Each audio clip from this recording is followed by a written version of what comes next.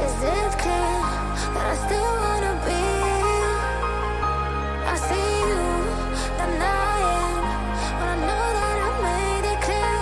I want you to know that I'll be close through the darkest when the sky is getting bright. I'll hold you and never let you go when you're falling. I'll be closer. I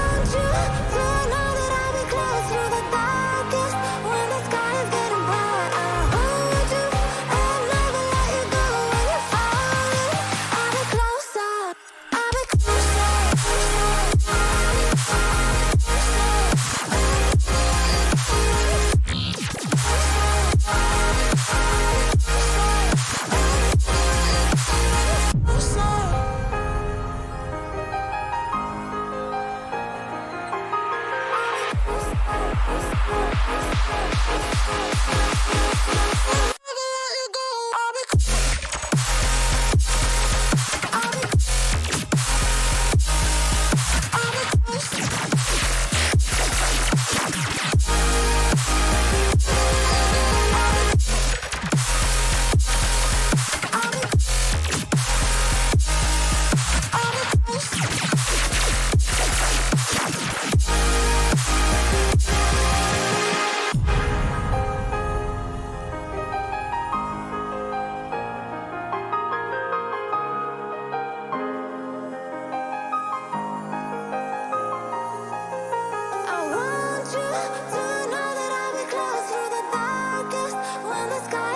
bright. I'll hold you and never let you go when you're falling.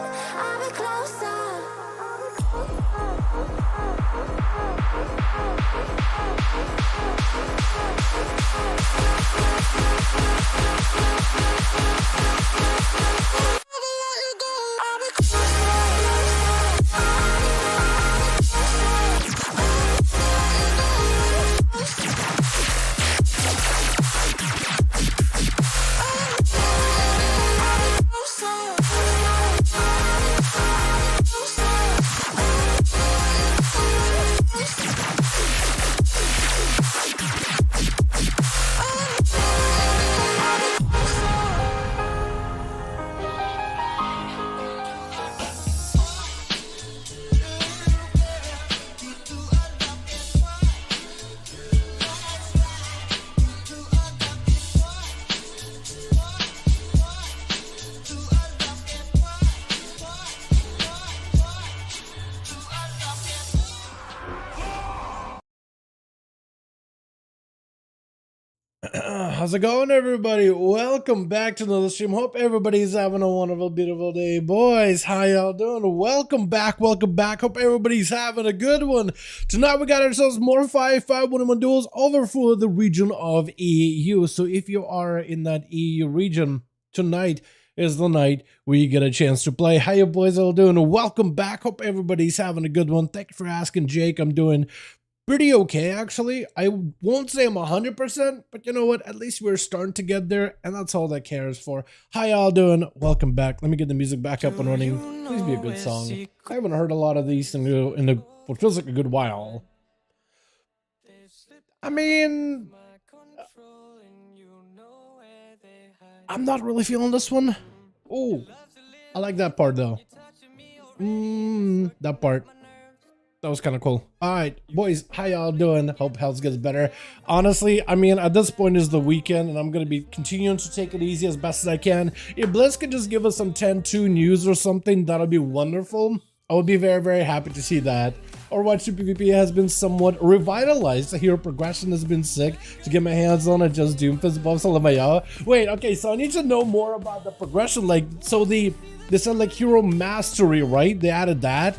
Does that apply into PvP now? Like, can you alter your abilities now? Is that what they're saying? Or is it just like a different track with this newest update? But that's good news, honestly. What's up, Salim? We got ourselves Pager. We got ourselves Bengali, Locker. We got Alexander. How y'all doing? Welcome back. Hope everybody's having a good one. Mastery's in. Okay, isn't out? I heard, I thought I saw that it was in, but I guess not. Yo, let me get some groups up and running right now. Groups are going to be listed over in the LFG chat in just a second. We'll get them up and running in just a moment, unless my man Cragar probably got one up and running already, or Jesus or somebody. Hold on, PTR, I guess classic PTR needs like a second, yeah, to update. Why does he want updated? Eager to see you people showing the moves. My man, dude, we're gonna see these EU boys go off tonight, man. Every single week they try to do their very, very best. Although I feel like NA has definitely got to play a ton more games as of recently compared to EU. Chat, we'll get these up and running as soon as, okay, well, I guess that's done. That was quick. Dude, I would love, I really do think Blizzard needs to put out 10.2 on PTR as soon as possible, man. With 10.15 or 10.17 on the way. 10.2, man, I was gonna be coming out sometime soon. Got my snacks already? Let's go. There it is, my guy. You prepped and ready to go. That's awesome. Happy to hear that.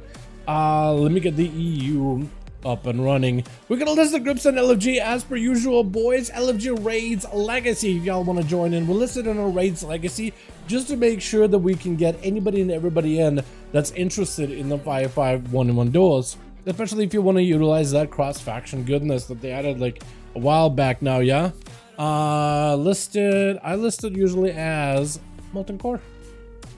Wait, like this. Wait, no caps.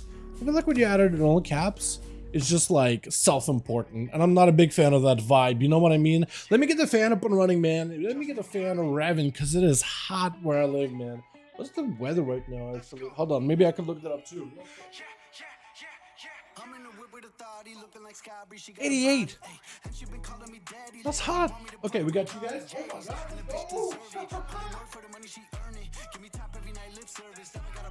Yo, by the way, where's Crazy Shaman at?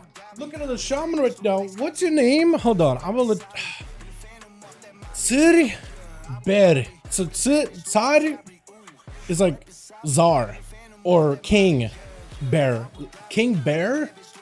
Starbor? Or is it supposed to be like Starbor? Like Starbor. Almost makes you like the word Starborus, but maybe not quite. Let's get these boys up and running. Oh my God, what is this caster group? We got 3 mages. At least one of them is gonna be arcane. I know it, dude. I know it. Yo, Jayhawk. Hey, Jayhawk.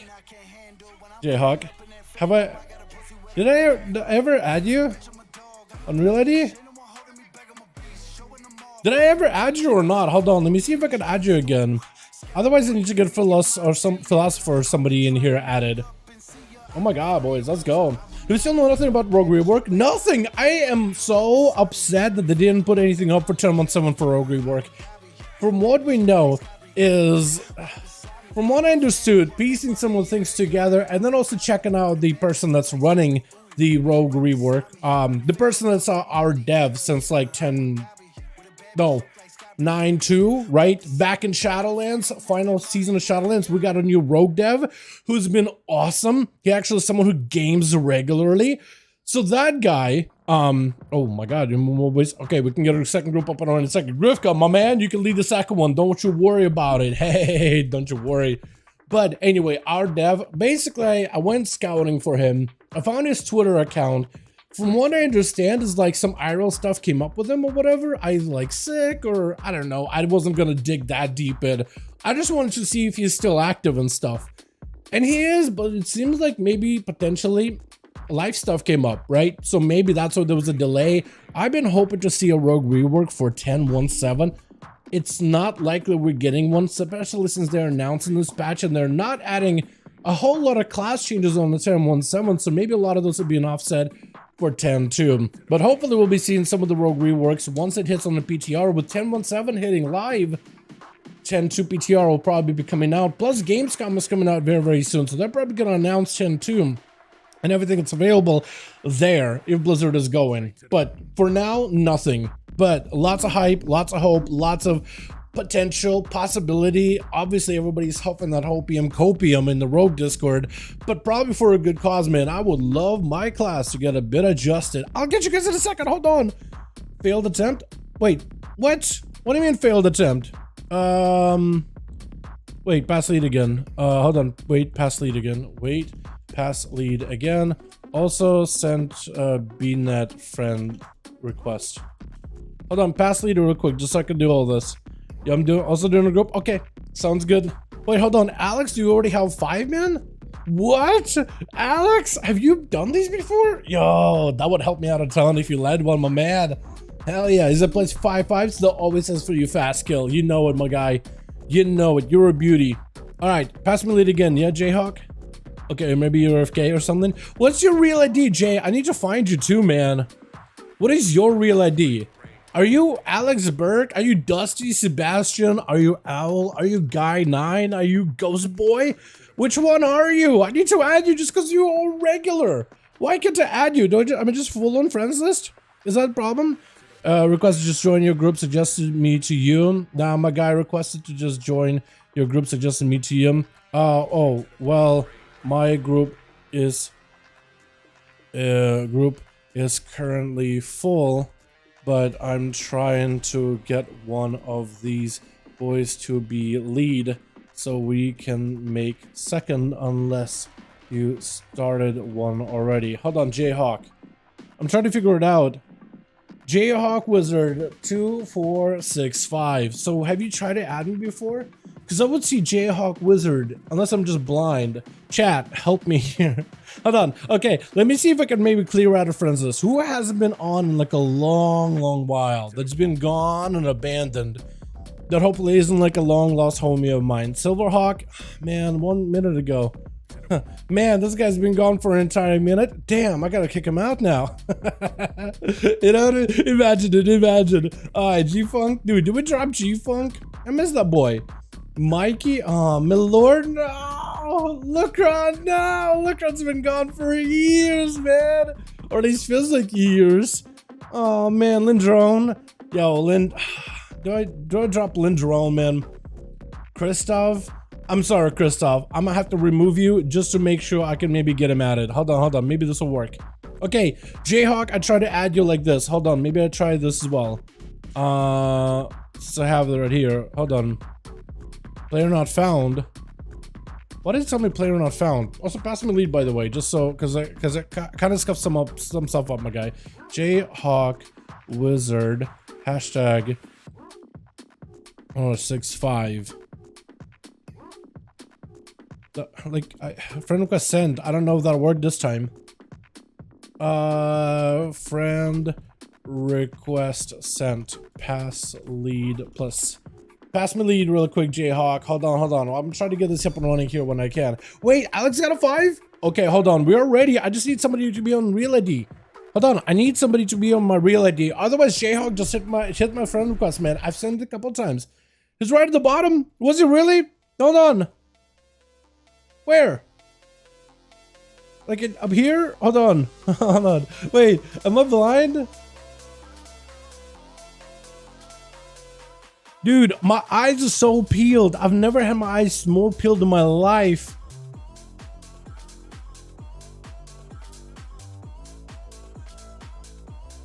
No, towards the top. Oh my god, hold on. So, okay, Lang, Adventurer, Crash, James! That's what I needed. Oh my god, finally I got you. Okay, I got you. Okay, I finally got you. Okay, hold on, Jayhawk. I'm just gonna keep your Jayhawk Wizard right here, yeah? Alright, this group is ready. Hold on. Okay, okay, 2 teams ready. We queue now. Oh my god, no wonder. It actually like used, I guess you're like your I'm so sorry if it doxed you, by the way. I'm so sorry if it doxed you. You know what I mean? There's a lot of Jameses out there in the world at the very least, dude. At least you don't got my name, you know what I mean? My god, my name is Frederick, by the way. That's totally an uncommon name. Totally my name right there. But I got you added. Jayhawk, I'm gonna make a lead. I'm gonna back out. We're good to go. Awesome. Invite spectator match. Alex and J5, the grand one. Off the bat, we're going to the grand.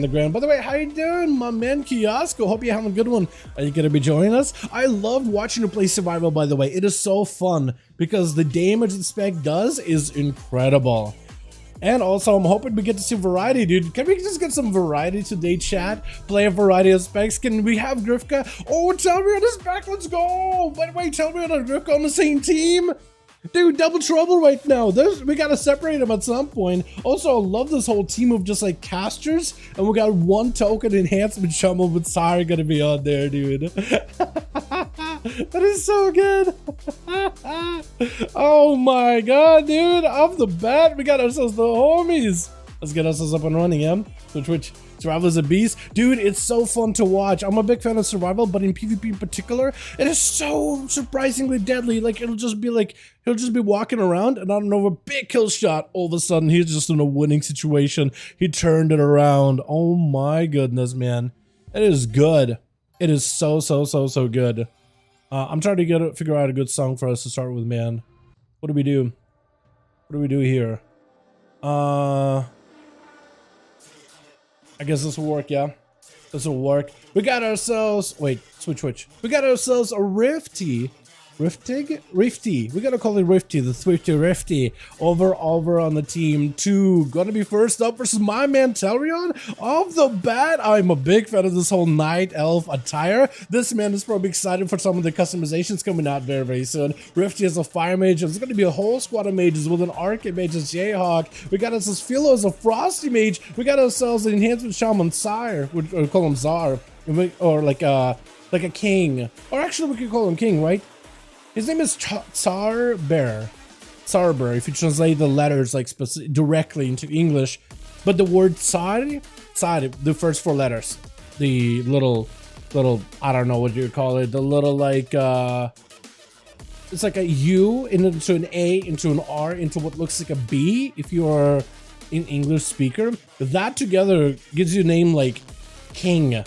But I'm not really sure what exactly to call him. I'm just gonna call him Tsar. We got us this Langer over there as well as the Affliction Warlock with Talion charging out towards Rifty with a Bladestorm, but not really committing big. Just trying to see if he can maybe measure his offensive and mobility in order to try to take this mage very careful. I think that was maybe a Stormbolt potentially. Is that what it was? Big damage out by the Fire Mage, forcing the warrior back behind the pillar as the warrior is trying to see if he can put out the flames as best as possible. Got an image attacking him, going for the interrupt, and is hoping to get himself a little bit of that recovery with the second wind, if at all possible. Rifty is just fine playing out in the open, wants for the warrior to come at him as best as he can. Gonna be a meteor Bladestorm with a battle stance, trying to go for a blink, but doesn't really go super far. That is also going to be an ult time, just trying to make sure he's actually protected, setting some fires over at Talion, but he's not really gonna push in and stay on top of Rifty. Rifty is perfectly comfortable right now. That ult time perfectly used, blank to follow as well. Talion took a bit of damage, did pop some cooldowns there, but all of those cooldowns kind of went to waste because of the ult time. Is gonna go for a little bit of second wind recovery as the dampening slowly will start crumbling after a little bit of time, after about a minute more into the game. Yet another blaze from our Talion, blink by Rifty, trying to make sure there's plenty of distance. Is gonna be a reflect up Stormbolt onto Rifty, does have himself a trinket with a breath to follow into a knockback, and it's gonna be a banner down for Talion, trying to see if he can establish some pressure. Rifty continuing to run, continue to get some range. Gonna be a bleed on him, got himself that not all the time, but it looks like a random bits of combustion potentially. Is that what I saw, or is that a real combustion? It's sometimes hard to tell because of the talents that mages play, but it looks like it is actual combustion. As Rifty's actually taking quite a bit of bleed damage right now, having to back up a little bit, hoping to go for a bit of food. Gonna be reflected immediately for Talion in case there's any kind of CC or Rifty or any kind of damage. Got himself the ult time into a perfectly timed ult time just to make sure he gets some distance. No blink available for the Stormbolt, and for Talion could be an opportunity to establish some proper pressure. Rifty looking for quite a bit of recovery. Bladestorm to follow. Battle stance on the ready, trying to do the maximum amount of damage, trying to make sure he's unimpeded as it's going to be invisible. Rifty trying to go for a knockback. Talion does not budge at all. He doesn't go far whatsoever. Into a breath. Massive Mexicans. Rifty might be in a lot of trouble. Got himself random combustion. That's going to be the cauterize. He's just on fire right now, trying to see if he can put out his own flames, but also trying to force Talion back with an ice block right after. Felt like maybe the blades were going to set him over the edge as Talion finally find himself a little bit of cover behind the pillar. Can go for a little bit of that respite, let him recover with a second win as Rifty looking to regain some of his cooldown. So far, this warrior is not letting this mage run amok here. He knows that he stays out in the open, away from any kind of covers. Eventually, Rifty is going to be able to overpower him. Ult time immediately blinking to follow, and Talion knows while the ult time is up, everything he does right now is just going to go to the wind. So he's going to be extra careful. Going to be the ult time. Looks like maybe canceled it. Rifty standing in place. Going to be a Warbreaker. Needs to maximize his damage. Big bleed onto Rifty. Could be the opportunity. Blaze Storm in order to make sure he's just unimpenetrable right now. And Rifty's not in a great spot. Trying to see if he can reverse a big execute. Oh, and Talion just needed to buy himself some time until the ult time was gone, so you could potentially secure the fate of the mage into a big old execute. Langer going to be up next as an affliction, traveling with the succubus, hoping to apply some of the dots on the Talion. As it's going to be, what was it, Fastkills or Grifka just saying Lord. I couldn't understand anything he said, but you can literally see Lord as he's complimenting Talion. We got ourselves Nikki over on that team as well with Zario, Grifka, as well as the Fastkills. Just trying to look at the wrong person there for a second. Gonna be that succubus. You see immediately as Talion reconnects again, banner down in order to make sure he doesn't stay inside of the succubus charms for too long, but he's still dot is still already set with all those afflictions. He needs to go for a little bit of recovery, but as long as Langer can maybe maximize his dots, he might be okay. Dots are set in. Talion's gonna have to go defensive. Does miss his interrupt. It's gonna be a stump for Langer. Full dots are up. Could be a potential Darklight. Does go in for the big defensive or offensive rather. And Talion is gonna have to do something. Gonna be a massive drain for Langer as he's gonna transfer into a drained soul. Talion does not really have much to really work with. I have Killblock to reset the position of his succubus and move it a little bit closer. I think even one for sacrifice on the succubus as the Darklight keeps beaming down. Talion not in a great spot. Having to go for a rallying cry. Definitely needs to either maximize some damage, maximize some healing or something. He's not in a great position. Got himself Battle Master Trinket just to give himself a little bit more health. Stun into Lang, has himself a Dark back up very, very soon. Soul Rot is gonna rot down. The warrior got himself the die by the sword in order to try to dampen some of the damage taken. Langer might just have to go for a wall here. Mordecai get, oh, wait a second. Oh my goodness. I think that was the Battle Master Trinket as well as a rallying cry falling off at once, which allows Langer to secure a kill. Succubus see right back into Langer with an Infernal dropping down. Fastkills is hoping to live up to his name and establish a fast kill onto Lang. Got himself a wall, got himself a gateway as well, trying to see if he can change a position into a drain life. Does he have survivability? Uses Soul Burn in order to give himself a little bit of a shield. Mordecai to disorient him right after into a stun, but it doesn't connect. Ansible doesn't quite reach him. Does have a Succubus somewhere out in the open, I think. Does it Fastkills? No, where is he? Yes, he does. All the pets are chasing after Lang. Portals are right next to each other, so if Lang takes support, he knows that Fastkills is just going to follow suit, trying to go for a bit of recovery. Drain life is helping him quite a bit. Fastkills swinging around the corner. It's going to be a little bit of a shield for Lang. Does he go for an interrupt? We'll need one. Going to be a Darklight joining in. This is where Lang needs to be very, very careful. Got himself Dark back very, very soon. Oh, but the conflagrations are going to end up burning right through him. Did not give him a chance whatsoever. With Starbor going to be up next. I'm just going to go with Starbor at that point, yeah? My goodness. Hey, Nekmar, remember Frisky? I heard about Frisky, my guy. I've heard last week, actually. My condolences.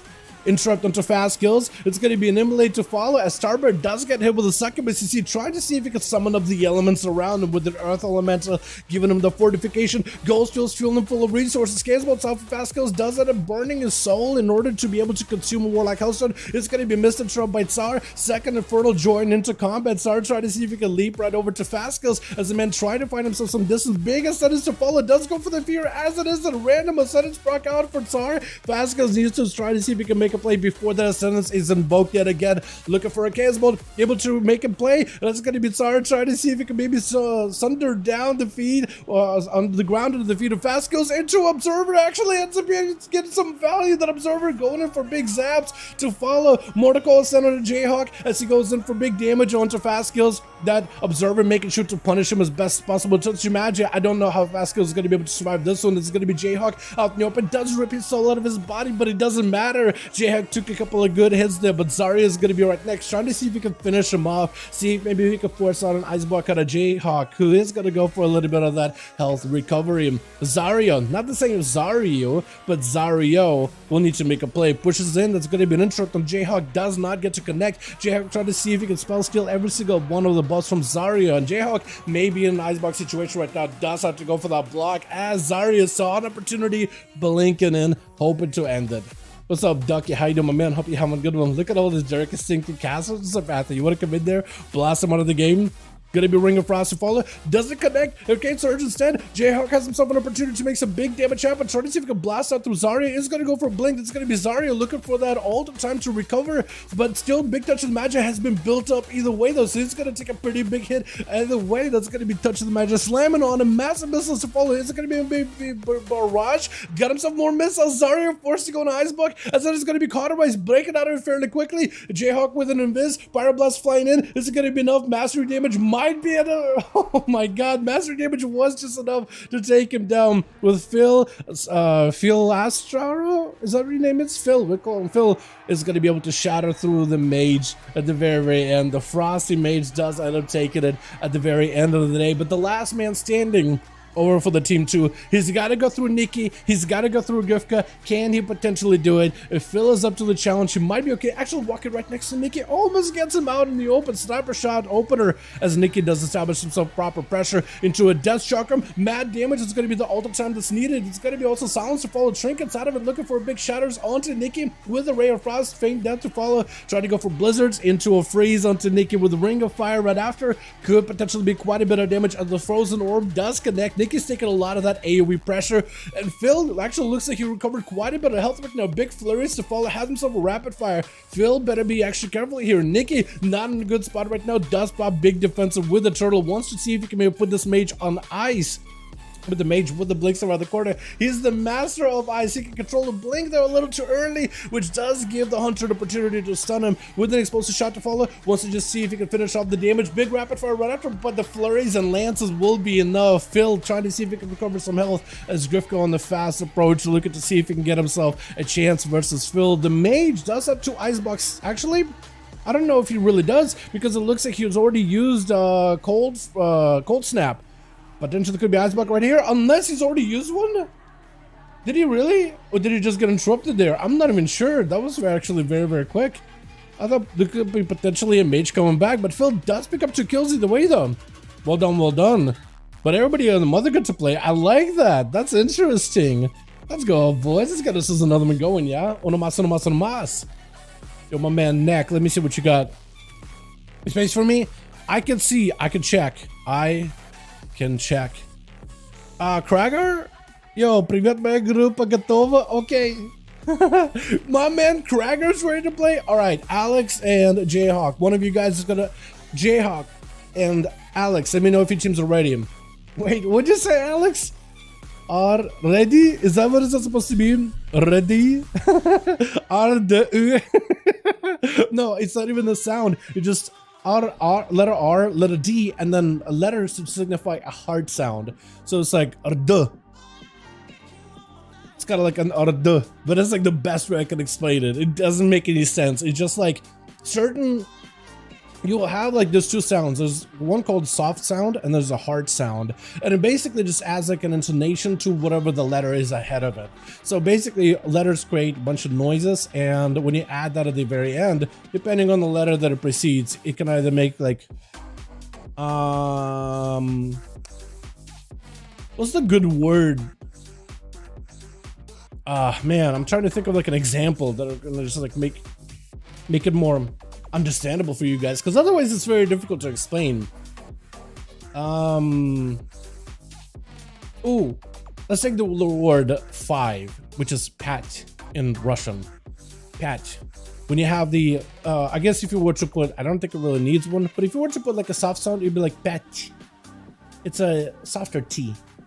But if you were to put a hard sound, it'd be more like pat, pat, pot, something like that. I think it's been a bit, man. It makes less sense, honestly. Got any spots? I can check. I can check. Yo, Jayhawk, team ready? Team of 5? Or need more?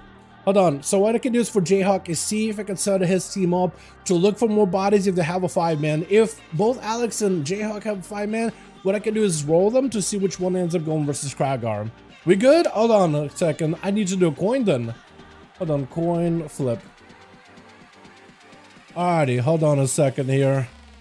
Alright, chat. Let's do it fair. So we got Alex, we got us a Jayhawk, both of them are ready. Cragar wants to go next. I do want to get them a little bit of variety. Let's go Jayhawk as the head, just because Mage is a big head, big intellect.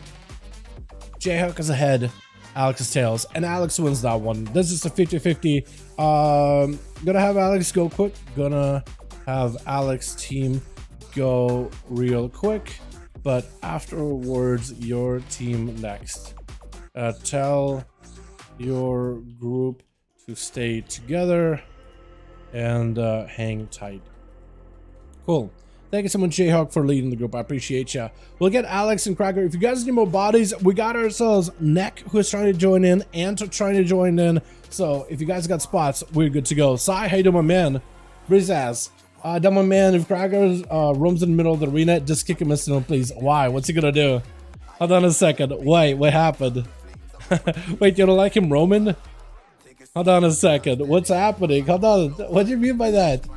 I agree. Carefully hire for the rogue rework. I hope Outlaw will be good, or maybe even a talent rework to make it a viable build without roll the bones, maybe. That'd be cool. Honestly, I just think they need more RNG prevention with roll the bones. If they can allow you to make a build that's like focuses on 0 RNG with roll the bones, like if at least there was like if loaded dies, at least that you get a 5 buff. So every opener you could have a 5 buff god roll. At least it would take away some of the RNG, right? Or like invest into a capstone where you always get 2 buffs. So you can never really have a bad buff combo. Like how incredible would that be, right? Just would have to reorganize the entire talent tree either into like ambush build, like pistol build, dice build. And you could basically take 2 parts. And if you just don't want to do RNG at all, take that dice build. Go all the way down, pick up ambush, you gotta build. Pick up ambush, pick up pistol if you don't really care about the dice at all. Go all the way into the pistol, into dice if you just want to be a gunslinger. I think stuff like that would be really cool to see. You know what I mean? But honestly, there's a lot of opportunity. There's a lot what they could do, and hopefully they heard their feedback, man. So Twitch, yeah, dice, I am fine with RNG, but that is the biggest thing that like prevents new people from even checking out the spec. Just that inconsistency. And I don't disagree with them. You know, it's also just a buff. Buff maintenance is not really fun gameplay.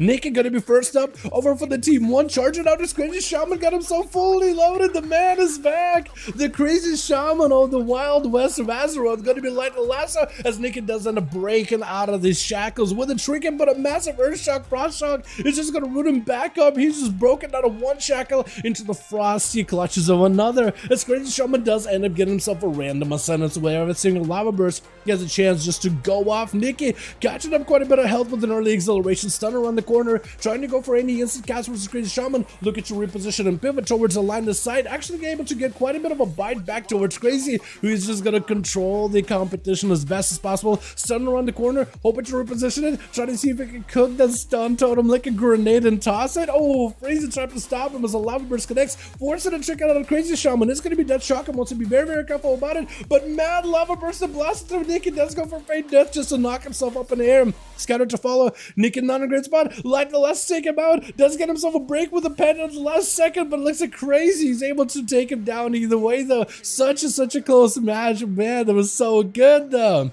But crazy does end up taking the first. Talion is going to be up next. Usually versus shamans, warriors don't do well, but Talion has had plenty of time with these shamans before, has been able to tussle with them more than once in a while. Gonna be that totem. Mad toss and just chucking Talion across the arena. I didn't realize that would work inside of a blade storm. Honestly, I thought Blade Storm makes you immune to all CC, but apparently not, like grips and stuff like that. And that totem was perfect. It's crazy. Needs to find himself a recovery out of this place. Trying to see if he can take down the Skull Banner for a second. Finally able to freeze Talion and go for a couple of healing surges just to recover himself. In recovery, he does gain earthquakes around the corner, trying to make sure Talion is constantly pressured by the elements themselves. Freeze as he's trying to go for a charge with a Stormbolt. Reflect up. Crazy Shaman with a Reflect. Actually ends up I think removing the Reflect and then goes in for Lightning Lasso. Because normally I think that reflects either way though. Big damage to the crazy. Might be in a bit of trouble. Maybe a wall situation or even a Guardians to protect his spirit, to protect his soul. Talion charges in right after. Got himself a little bit of survivability. Knocked back onto the warrior. That's crazy. Trying to see if he can find himself a better position. Big 11% of Talion not feeling all that great though, as every single one of those bursts just punctures right through his armor. Not feeling good whatsoever. And it's going to be yet another Earthshock root around the corner. Crazy might actually have Talion in a pretty good spot, but Talion's recovery has been fantastic so far, making sure that impending victory heal ends up getting quite a lot of value. Earthquake around the corner, battle stands on the ready, Talion throwing in a storm bolt, but can't quite connect. I think that was a shot him up for a second, actually. Maybe using that just to clear himself off of a slow or something. It's crazy trying to see if he can find himself that angle versus Tal. Looks like he's the one on the offensive. Talion is the one playing defensive, throwing him out the open. Lava burst set in, trying to see if he can freeze him in place, taking down the totem, and Talion actually recovered quite a lot of health. Again, independent victory, getting a ton of value this time around, as well as that ignore pain as well. Charges in, big shockwaves, crazy into a trinket, knocking it back for Talion. This could be a good situation. No more trinket by the Shaman. If you're going for CC, you might be in a good spot, but how long do you survive out there? There goes the Spore Cloak, trying to give you a bit of recovery. Got himself that ignore pain as well, but the Earthquake is just going to keep pressuring you. Wait a second. How are you recovering health? You're just actually standing on an Earthquake and you're still recovering health. I guess it's the shields, right? As long as you have the Spore Cloak shield, you are going to be able to recover with second wind fairly quickly, since your health bar technically hasn't taken damage for a good while. Earthquake into an Earth Shock to follow, going to be a wall out of crazy with the Guardian as well. Trying to see if you can play full defensive, taking Talion away from any pillars. Earth Shocks, Frost Shocks probably going to barrage him down. Yet another shield available for Talion with a Reflect somehow. How are you able to light the lasso into his Reflect, by the way? You got to be using something ahead of that, aren't you?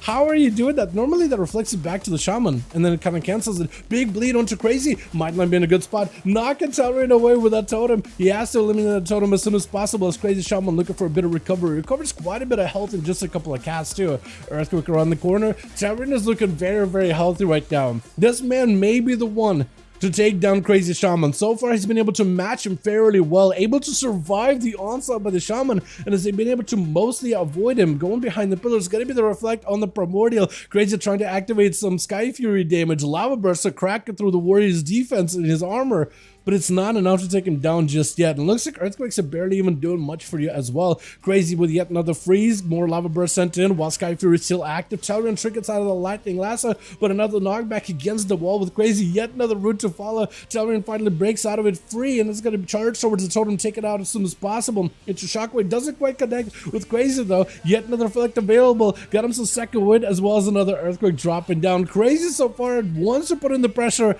but he's trying to play it as carefully as he can against this Warrior. Knockback as the Stormbolt comes out. Battle Master Trinket, gonna be the avatar for Bladestorm, gets knocked away as Crazy just trying to see if he can mitigate some of this damage. Lava Bursts and Earthquakes are getting sent in. Talion hoping for a little bit of recovery himself. Defensive stance to follow. This way, if Crazy Shaman could push in, he's gonna be able to do quite a bit here. Gonna be a root, feign death for a second. Earthquake down, got him some Reflect into a Reflect freeze back into Crazy, but the Fire Elemental should help Crazy Shaman maintain the pressure on Tel. Does go in for the Dark Iron Racial, so he's actually unable to use his Trinket for at least 20 seconds. For Tel, this could be an opportunity. There's going to be a Stormbolt immediately. It looks like he's out of mobility. It's going to be Earth Shocks, Frost Shocks, trying to go for big Ice Sphere combos. Can he do it? More Earth Shocks to follow. Does he have more Frost Shocks? Bladestorm just to make sure he got himself a bit of that distance. It could be potentially maybe a Lava Burst combo. Looks like not a lot of health available for Talion. Might actually be in a lot of trouble. Looks like he picked up a little bit of health here onto Crazy as an Earth Shock hits him. Tel got no health whatsoever. He might just be going down for the count. More Lava Bursts is sent in, charging back towards Crazy. He has himself a Skull Banner active as well. Trinket out of Crazy Shaman. Stun to follow Talion, trying to see if he can finish him, but looks like the blaze, the damage, the stuns are just not enough. Crazy Shaman living up to his name,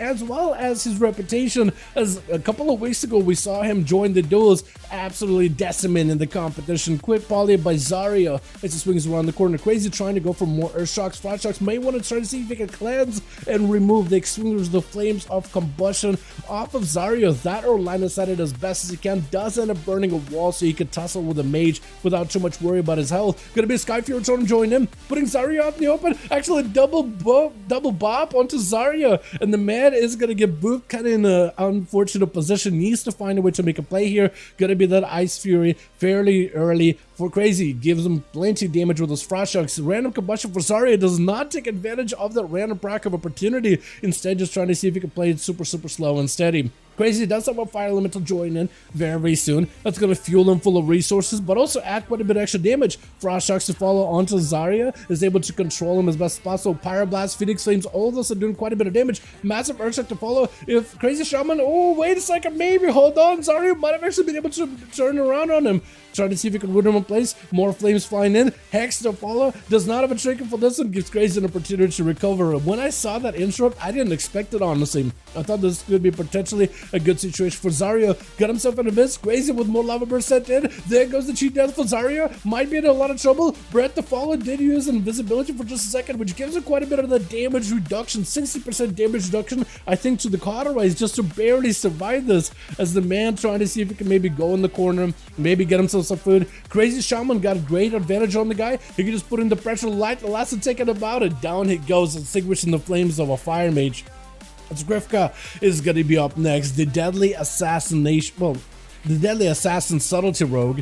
Charging in towards Crazy, knocking it back immediately. The trinket out of this, and Grifka does take down the totem. Knock back into the rogue. I think right now for Shaman, they actually have a pretty good setup versus rogues for the most part. As long as he can go knocking them around, Earth Elemental join in. That's going to give a little bit of fortification for Crazy Shaman, plus also a stun in case he ever needs a gouge onto Crazy Shaman as he goes in for a kidney shot. Grifka got himself evasion, trying to see if he can avoid the stun by the Earth Elemental. Crazy Shaman with no help whatsoever. Does he get to survive this? Wall available, got himself Guardian as well. Maybe could use that. Trying to see if he can use Guardian with healing surges. Blind by Grifka. Maybe could use the stun by the Earth Elemental. Definitely will need to use something here in order to recover him. Got himself a knockback into the rogue. Shadow Step to follow. Gouge right after. Hoping to go for yet another stun. But Grifka's health is not that great right now. Root to follow him. Could go for a cloak. Could go for a vanish. Doesn't really want to commit that much at the moment. And this is where Crazy needs to get himself a little bit of recovery. Trying to go for a little bit of heals. Like Lassa. No trinket out of Grifka just yet. Just trying to see if he can buy himself some time away from the rogue. Goes in for the Warlock Health and just to give himself a little bit of survivability. Cheap shot onto Crazy as he goes in for a knock. Needs something else right now. Secret technique stunned by the Earth Elemental. Trying to go for a heal. Oh, does get interrupted last second as Grifka goes in for a backstab at the end.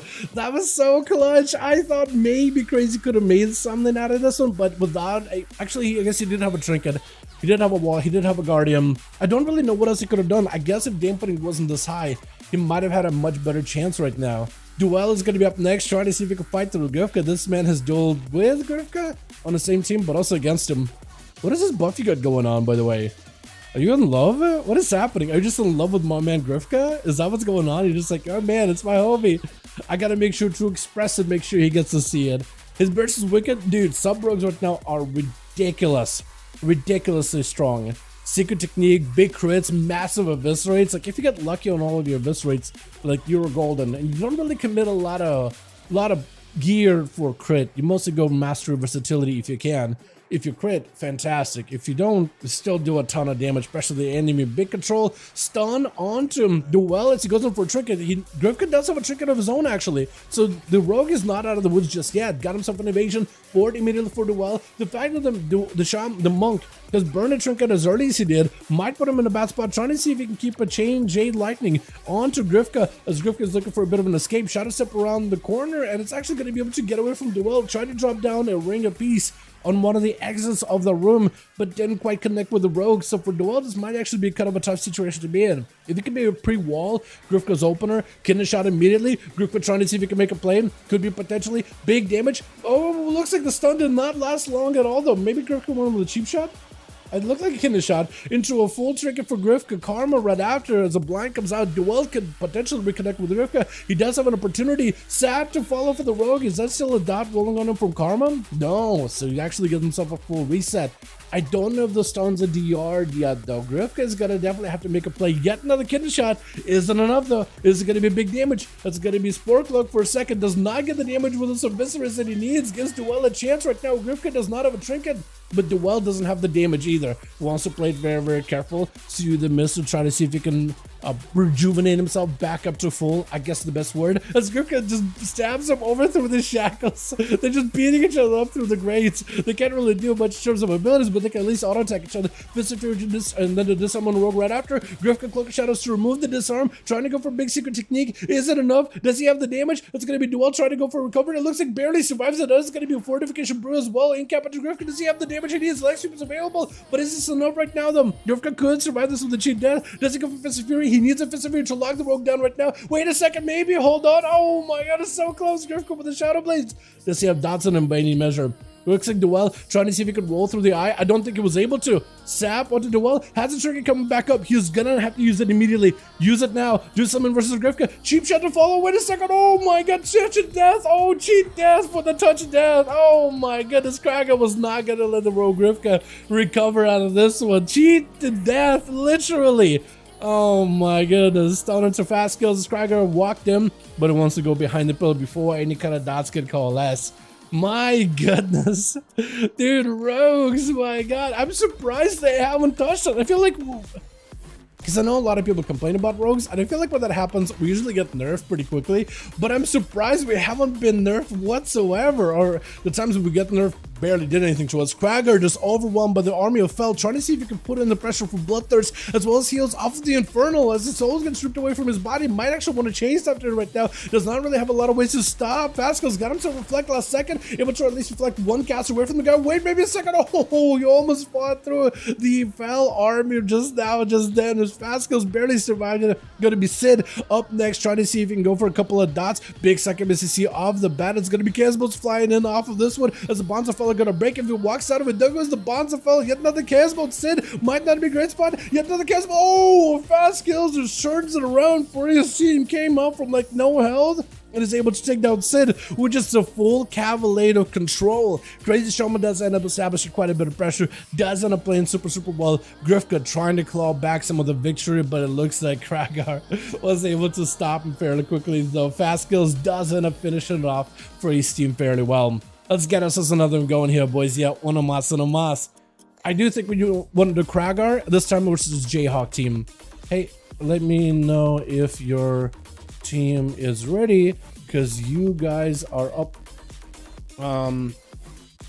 Let me know if you ever need more bodies. I got a few. Wanna join Duels tonight. Telling Alex, gonna have Cragar play Jayhawk, then back to your team. We'll do it like this, yeah. So Jayhawk, let me know if you're good to go. Otherwise, we'll figure something out. But yeah, the UK has gotten really hot randomly again out of nowhere. Is it still raining though? Hold on. But is it still raining though? Because I know it's constantly raining in the UK. So when it's like hot in UK and it's raining, does it just feel like God is sweating up from above? Missing one, I can help. Invite. Hey, a spot opened up. I can let Nick know, and I can let Anto know we got a spot available. We can get you guys in here if you want to join. More than welcome to. And ready. Okay, cool. Invite. Get you in here, my guy. Hopefully it worked.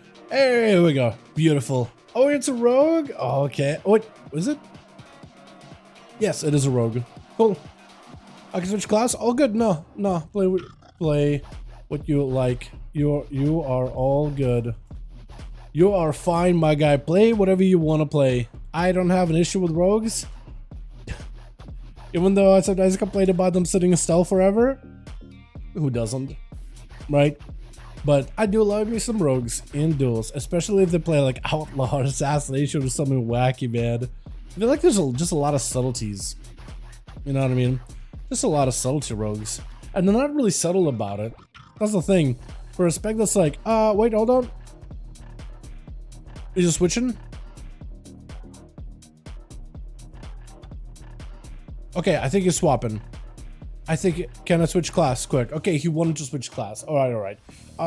Hasn't rained, but it feels like thick air. That's weird, man. Hey, Dal, do you do 5V5 1V1 EU or any other day, just Friday? So EU is Friday, but also we do Saturday for NA. So we just have one day for different regions. But we used to do these duels like literally every single day. But at some point, it just felt like it was too much. Hunter? Oh, I like it. I like it a lot. I like it when you're like, I want to make a hunter. I'm going to take the name Neck, and then I'm going to take like another name to like signify the class. And you decided with Tard. Oh my god, you goober. You absolute gooba. Okay, we're good to go though. Okay, good to go. Gonna queue now. Dope. Let me get Jayhawk. Let me get Cragar back in here, boys. Yeah. Do I still? There we go. I still do have the Cragar and Alex queue. Jayhawk It's gonna be a little bit difficult for me to do Jayhawk's name just because it's like a full name I gotta do. Because his real ID has like 2 parts to it, and when that happens, it becomes a little bit harder to like queue them because it's like the real ID basically has like a first name, last name, but when you have that, like when I type in someone's, I type in like invite spectator match, a couple of BattleNet names, a number, what arena name, and like I just throw a number 1 at the end. It used to be like tournament rules, but not really. Tournament rules isn't a thing anymore. It gives you like a buff, but it doesn't do anything. It doesn't standardize gear or nothing, I don't think. I just throw it in because it doesn't seem to really work all that often when I don't add it. Either way, when I type in the BattleNet names, when you got a first and last name, the game doesn't really recognize spaces super well. And I can't use something like an underscore to like connect them or anything. So just typing up the character name is easier, it's better, it's just the only option I really got. But typing up Jayhawk Wizard every single time, I'm like, dude, I got them. I'm bad at talking, I'm bad at typing, you know what I mean? I'm just like dyslexic like that, I guess. I don't really know. Like all the leveling stuff and cosmetics bragging rights. Past the leveling stuff on server, it's very HOTS-esque. Wait, what? Leveling stuff on server, it's very HOTS-esque. Stuff for cosmetics bragging rights? Okay, I'll need to see what you mean. I have no idea what you're talking about, but I'll need to see it for myself. So Twitch. Crazy Shaman gonna be first up over for the team 2. Charging out as Jayhawk, meeting him head on the bridge. Is gonna be immediate root on him down as Crazy Shaman alternates into a fiery elemental. Jayhawk is gonna have to harness the powers of Arcane and try to see if he can fight through Crazy. Swift intro, but Crazy doesn't quite connect like it wanted to. Big damage on Jayhawk, building up quite a lot of pressure onto Crazy. Got himself a wall, trying to see if he can maybe play it back a little bit as Jayhawk got himself plenty of shields. Big knock and a root comes out as Crazy trying to see if he can control the position as well as trying to see if he can play the King of the Hill together with his bridge. If he can control the top side, he'll be golden. Trinket off the polymorph. I don't know if you're necessarily willing to do that, but it's going to be Lava Burst getting sent to Jayhawk, feeling the pressure, feeling the flames. It does going for the Ice Block as Ice Sphere comes out for Crazy. It's just going to be a lot of instant cast opportunity, especially if he got himself Lava Burst sending in. He got himself Earth Shocks, Frost Shocks. That's going to be lots of control, ton of damage. If you can remove shields from Jayhawk, he'll be in a golden spot. Jayhawk trying to see if he can reposition, but the roots are going to stop him. Has himself a Blink Wits and a Blue Moon, but as long as he doesn't have any movement speed, he might have a hard time really trying to see if he can get himself out of that situation. Got himself plenty of defenses right now, looking for a little bit of the health recovery, but Crazy not giving him the line of sight whatsoever, trying to see if he can play around the pillars as best as possible. Jayhawk finally does get to escape, gets to break away, and Crazy Shaman assumes his rightful spot at the top of the bridge into a lasso as he jumps after Jayhawk, but doesn't want to go too far from the ramp, expecting for Jayhawk to blink in. There goes the breath, Palmar to follow. Jayhawk needs to get himself a good setup, got himself a big touch of the magic. Does he maybe get himself any decent damage to follow? Missiles right after, could potentially go into a Arcane Surge as well just to back his damage up a little bit more, but with his lack of mobility, unless he can blink around the corner and establish some kind of pressure, it might be a little bit more difficult. Lava Burst is getting sent in, trying to see if he can freeze the Shaman. Doesn't get to do, but Jayhawk's health is not doing all that good. He got a down on him. Arcane Surge to follow, but Earthshock does end up collapsing before the spell can leave the man's fingers, and Crazy Shaman does end up to take him.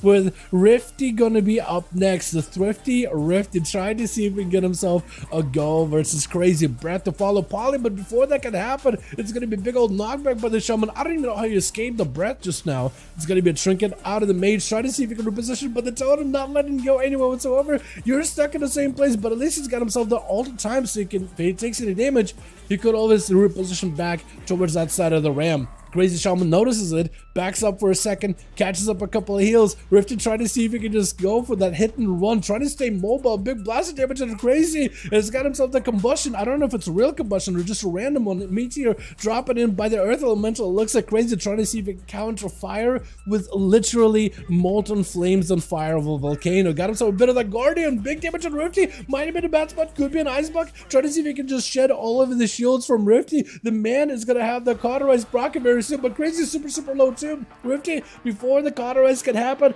does pop in an Ice Block, but gives Crazy an opportunity. Recovered some health.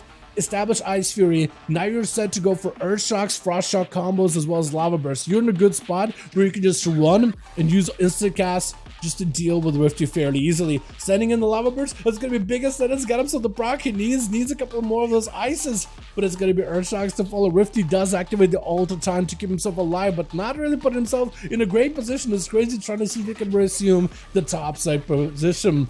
A true firefight, literally a firefight, Mike. I do agree with you on that. As Rifty playing up to his strength of mobility, he's trying to play into those instant casts, but so is Crazy Shaman. Like Lassa, Rifty does have himself the trump card. Is he got himself the survivability? Breath onto Crazy as he jumps off the platform. Rifty needs to go for recovery as soon as possible. Doesn't get the chance though. Looking for first aid, can't really sit down for food whatsoever. Crazy Shaman pushing in. I don't even know if Rifty can do this situation. Try to see if he can send a couple of Pyroblasts in. He had Kabashi coming back up, but only at the very end of it all. Starbor gonna be up next as an enhancement. Shaman's with knock for knock as both Shamans set each other flying with this elemental mastery. As Crazy Shaman does end up getting some unfortunate wolves biting on his toes, biting on his paws. With Starbor charging back in, it's gonna be roots to follow. If Crazy can use the tools of control to get the Shaman off of this platform, then go back with those Earth Shocks, Frost Shocks, he can establish the ultimate pressure onto the enhancement, making sure that he can't reach him. And Starbor might want to bank up a couple of Maelstrom charges just to make sure he always got a bit of a trump card once he gets separated away from Crazy. Earth Element to join him, gonna be yet more knockbacks. It's gonna be plenty of opportunity for Crazy to just dominate and just control Starbor as best as possible. It's gonna be the totem down as he flings away the Earth Elemental as well as the enhancement Shaman, but he's able to catch up with the ghostly charge, the feral lunge fairly quickly. Roots are gonna separate him in again. Wall as well as Guardian available for Crazy. Got himself full ascendance. Gonna be opportunity for Starbor to maybe can he get himself an ascendance of his own. He needs to storm strike a target if he can. Burrow to follow, try to see if he closes the gap. Knock up into Crazy Shaman, knocking him away from the bridge. That actually might be the play right now. Like Alassa try to hold him in place, Trigger to follow with a Sunder right after. Crazy try to see if he can knock this enhancement Shaman off of his back. That's the elemental, trying to see if he can get himself a bit of recovery. Interrupt on the Starbor, who just didn't have the Maelstrom, but still needs himself a little bit of healing. That's Crazy. Got himself lasso back on top of the bridge. Perfect opportunity for knockbacks. Earth Elemental still in play for Starbor, so at least he's got himself a little bit of the defense, a little bit of that survivability as healing surges are continuing to refuel and back up to full. The man is trying to see if he can find himself a way to close the gap here. Definitely needs something, anything, everything. Sky Fury down, big lava burst flying in. Got himself big heroes and big bloodlust right now, but the man may not be able to maximize the value of the bloodlust with Crazy just keeping him at bay the entire time, ruining him, knocking him around. Quick interrupt to follow him. Just needs himself a little bit more damage. Yet another totem is going to be able to break the distance needed in order to break the tether of a light lasso. It's Starbor trying to see if he can go for a little bit of a hiding behind the pillar, but Crazy Shaman got himself perfect line inside of the guy, just trying to see if he can get himself over there. Starbor needs the Maelstrom in order to be able to make his healing even more valuable. Trying to see if he can go for a Sunder, doesn't quite connect with Crazy. As Crazy got himself Lava Burst sent in. Like a lasso, I think it just might be over. It looks like he is going to be able to zap him down. Does end up taking him out. With Crazy looking for the next competitor, it is going to be Langer, the Affliction Warlock. Freezing immediately. Langer just needs to establish some dots onto Crazy, and if you can do that with the UA together with Agony and Corruption, just maintain those dots, he'll be golden. He does have a pet, Fell Hunter joining in. Crazy Shaman is going to have to pay attention to both the Warlock as well as the Fell Hunter. Full stun, Soul Rod, potentially could be just a full Dark Glare combo. There it is. Crazy Shaman might be in a bad spot. He does have a wall. He could go for the Dark Iron Racial to remove all these dots. He's not in a great spot right now. Trying to go for heals. Looks like the healing is doing quite well. Even a 35% dampening, able to catch up. Guardian is getting used as he is under a ton of pressure. Needs to use everything he can just to survive this. Root onto Lang. Doesn't quite connect with an intro, but it's going to be a perfect opportunity for Lang just to keep the pressure rolling. Knockbacks are going to be huge, but aboard as he going for another capture. No interrupts available for Crazy for a bit. Does set him with a fear as it's going to be a stun totem. Try to see if he can interrupt it. Yet another UA is up. Second stun to follow onto Lang though. It's Crazy looking for the recovery. Got himself plenty of healing as long as mana holds. But his mana may be kind of limited here. Eventually, his mana is going to get extinguished out of this one. Shadow Fury to follow is going to be trapped up on the totem, but Crazy is not in a great spot. I think it might be over. Big drain. Lang does get interrupted. They're trying to go for an interrupt to Crazy, get himself an opportunity to heal, but Lang does end up taking it down with Drain life. This Affliction Warlock got quite a bit of a bite to him. The Shaman does fantastic, was able to burn through 3 people, but eventually those cooldowns as well as the dampening does end up catching up with you. Duel is going to be up next. Lang trying to see if he can back up out of there. Port to follow, needs to get his dot established onto the monk at all if possible. He doesn't have a dark glare for a good bit, so he's kind of limited what he can do. Wall's available, so now potentially could be a good time to get all your dots up and running. Drain life in order to establish a bit of a shield as he goes in for a sacrifice into a fierce spam onto Duel. Just try to see if he can control the monk as best possible. Does he have a mortar call? He may need one. Mortar call does come out. Soul Rod to follow. Full dots are up on a Duel. That's where Lang. I don't know what you could do in this situation. Drain Soul to follow. Wait, maybe Duel could be going down. No more karma available. This guy actually might just be down for the count. Lang trying to go for a port. Fist of Freedom flying in. Drain life trying to establish a shield, but as he's trying to build up a shield of drain life, the touch death comes through. Even if the shield was established, I think it just would have been over. My goodness, the neck is going to be up next. It's going to be a bit of a match neck to neck as Duel still is burning with those dots. Kill shot is just going to do it, man. Actually, not even kill shot, just the dots as well as the pet taking him out. And neck is going to be up next versus Cragar. That's really started the start of the arena, but kind of close, sort of. He's just trying to see if he can show off some of the duels for his stream as well while competing at the same time, so kind of understand it from that regard. Neck goes in for a bit of a disarm to Cragar, stun right after as Cragar clutches that trinket very, very close to him, charges in towards Neck. Perfect opportunity for Neck to just go for a defensive. He needs something. Dampening is super, super high, and Cragar has the cards on his side. Neck needs to find a way to get the fate on his side. Does go for a juke onto Cragar, still kind of in a bad spot. Needs to go for a self-warlock heal. Potentially might need to use it. It's going to be charged by the warrior, just in a big ice kid taking him out. Oh my goodness. Yeah, that was a rough one. Crazy does go in, slamming 3 out of the game. He heals for more than he does damage in this game as well. Cragar does end up getting himself a kill, and just about everybody but like one person in Team Cragar, I think, got a chance to play there. Oh my goodness, let's get us going for another one, yeah? Onomasa, Onomasa, Onomasa. I think right now it's going to be Alex and Jayhawk next, yeah? My goodness. Don't activate the rules for dampening. It's crazy for last people, like 40% damp. So the thing is, I can't control dampening at all. We don't have any control on how dampening works. It's kind of hard-coded into Blizzard's like arena architecture. As long as there's like 3 or more people per team, dampening starts at 10% and it'll just keep ramping up. It isn't something I can control. Trust me, if we could establish some extra rules and I had more control, like I could disable stealth for rogues. Let's say like a rogue isn't stealth for like ever. I could just be like, all right, no more stealth. You don't get stealth anymore. It's done. You know what I mean? Let's get these games going. I don't like rogues resetting in, just waiting for the cooldowns. Not a big fan. Disable stealth.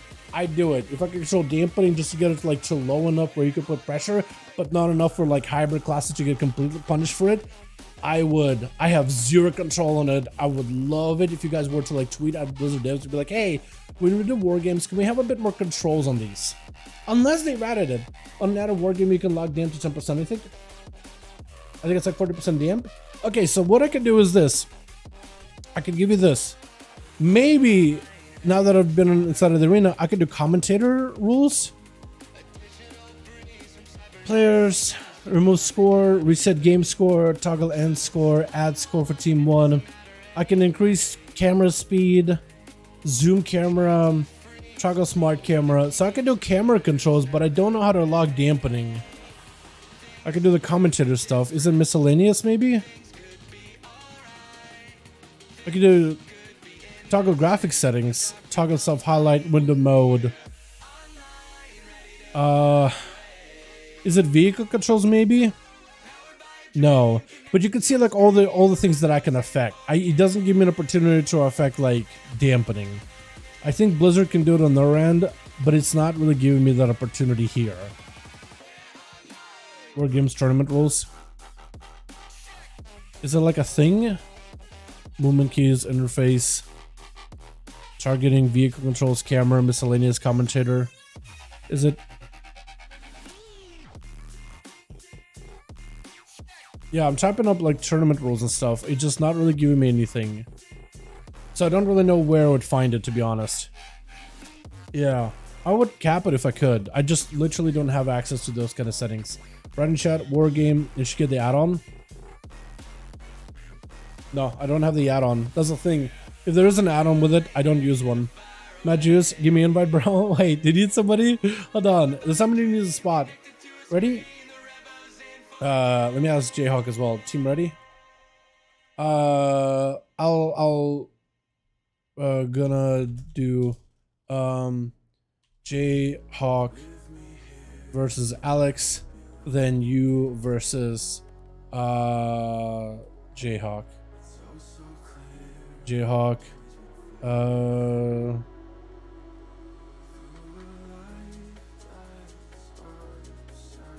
Okay. Okay, I'm just kind of updating Cragar really quickly while he's trying to get a group together. Alrighty, so we can do Jayhawk, we can do Alex. What are we gonna do? We'll do Tigers? Tiger Speak is good. Need to target something. Jayhawk Wizard and Alex. Kex. Okay, cool. I think I got you boys. So Alex and Jayhawk are ready. After that, I think we're gonna do Alex and Cragar, and then Cragar Jayhawk, right? Because I think him and Alex just fought each other, I believe, but I could be wrong. Or maybe they just fought Jayhawk. No, they just fought Jayhawk. Yeah, so then it'll be Alex and Cragar, then Cragar and Jayhawk, then Jayhawk and Alex, unless we get somebody else that wants to make another group as well. Shane, my man, thank you so much for the 5, my guy. Oh my God, you're a beauty. Can we get a hashtag quick Shane in the chat showing appreciation for the wonderful beautiful donut? I love the gift. It's like a Shiba Inu, right? That looks great. That's why I love Outlaw Rogue more than the other specs. We're less dependent on resets and stealth. That's true. We're the warrior type of paper armor. True. That's very, very true. We feel rogue in like Dungeons and Dragons. Sorry, I've been playing a lot of Baldur's Gate, so it's like all the references I have. We're running around like we're level 12 rogue with like a DC of 2, like a solid 2, right? And we're just like hoping that our reflexes will be enough, man. We're hoping dexterity saves every single round or something. You know what I mean? But if we do have grapple hook and other cool tools and stuff like that, you know what I mean? At least we have that. We have tools of escape, which is kind of nuts, honestly. But yeah, we're just living on a prayer. Switch. Got ourselves Team Jayhawk over on Team 1 full of casters. We got GA over on the Arcane, Langer on the Affliction, actually doing quite a bit of damage. Now gonna be first up as the one non-caster of the team, Rifty. We got ourselves Starbor as well, with Grifka gonna be first up. Gonna be a flare down on the floor, and there goes the alert. Thank you so much, Shane. Appreciate you. As a sap onto the next stun, onto the pet, into a stun, onto the hunter. Does force a trinket out of the rogue though with this one. As he forces a trinket himself, stun to Grifka. Neither has a trinket, but Neck does not have the survivability. He is a hunter. Their survivability is actually non-existent, as he does end up taking the opportunity, taking him out before the man even has had a time to catch a breather with a full stun onto the Shaman to follow. Grifka Shadow steps right back in there, trying to stay as aggressive as humanly possible. With the Vanish right after, while he's got the Ghost tools up and running, is gonna go for the Vanish just to get himself a quick reset. Over on that team too, we got ourselves Fastkills, we got ourselves Pax now as a Affliction Warlock as well. We got ourselves Zario as well as Talion waiting his turn, as Grifka does double back a little bit towards his side of the arena. And we're waiting for Starbor. The man may just have to look out for the eyes as soon as they're available. Versus Rogue, random totem out in the open. Grifka trying to see if he can avoid as best as possible. Might just be waiting for some cooldowns, or actually, are you just gonna wait until the Earth Elemental is gone?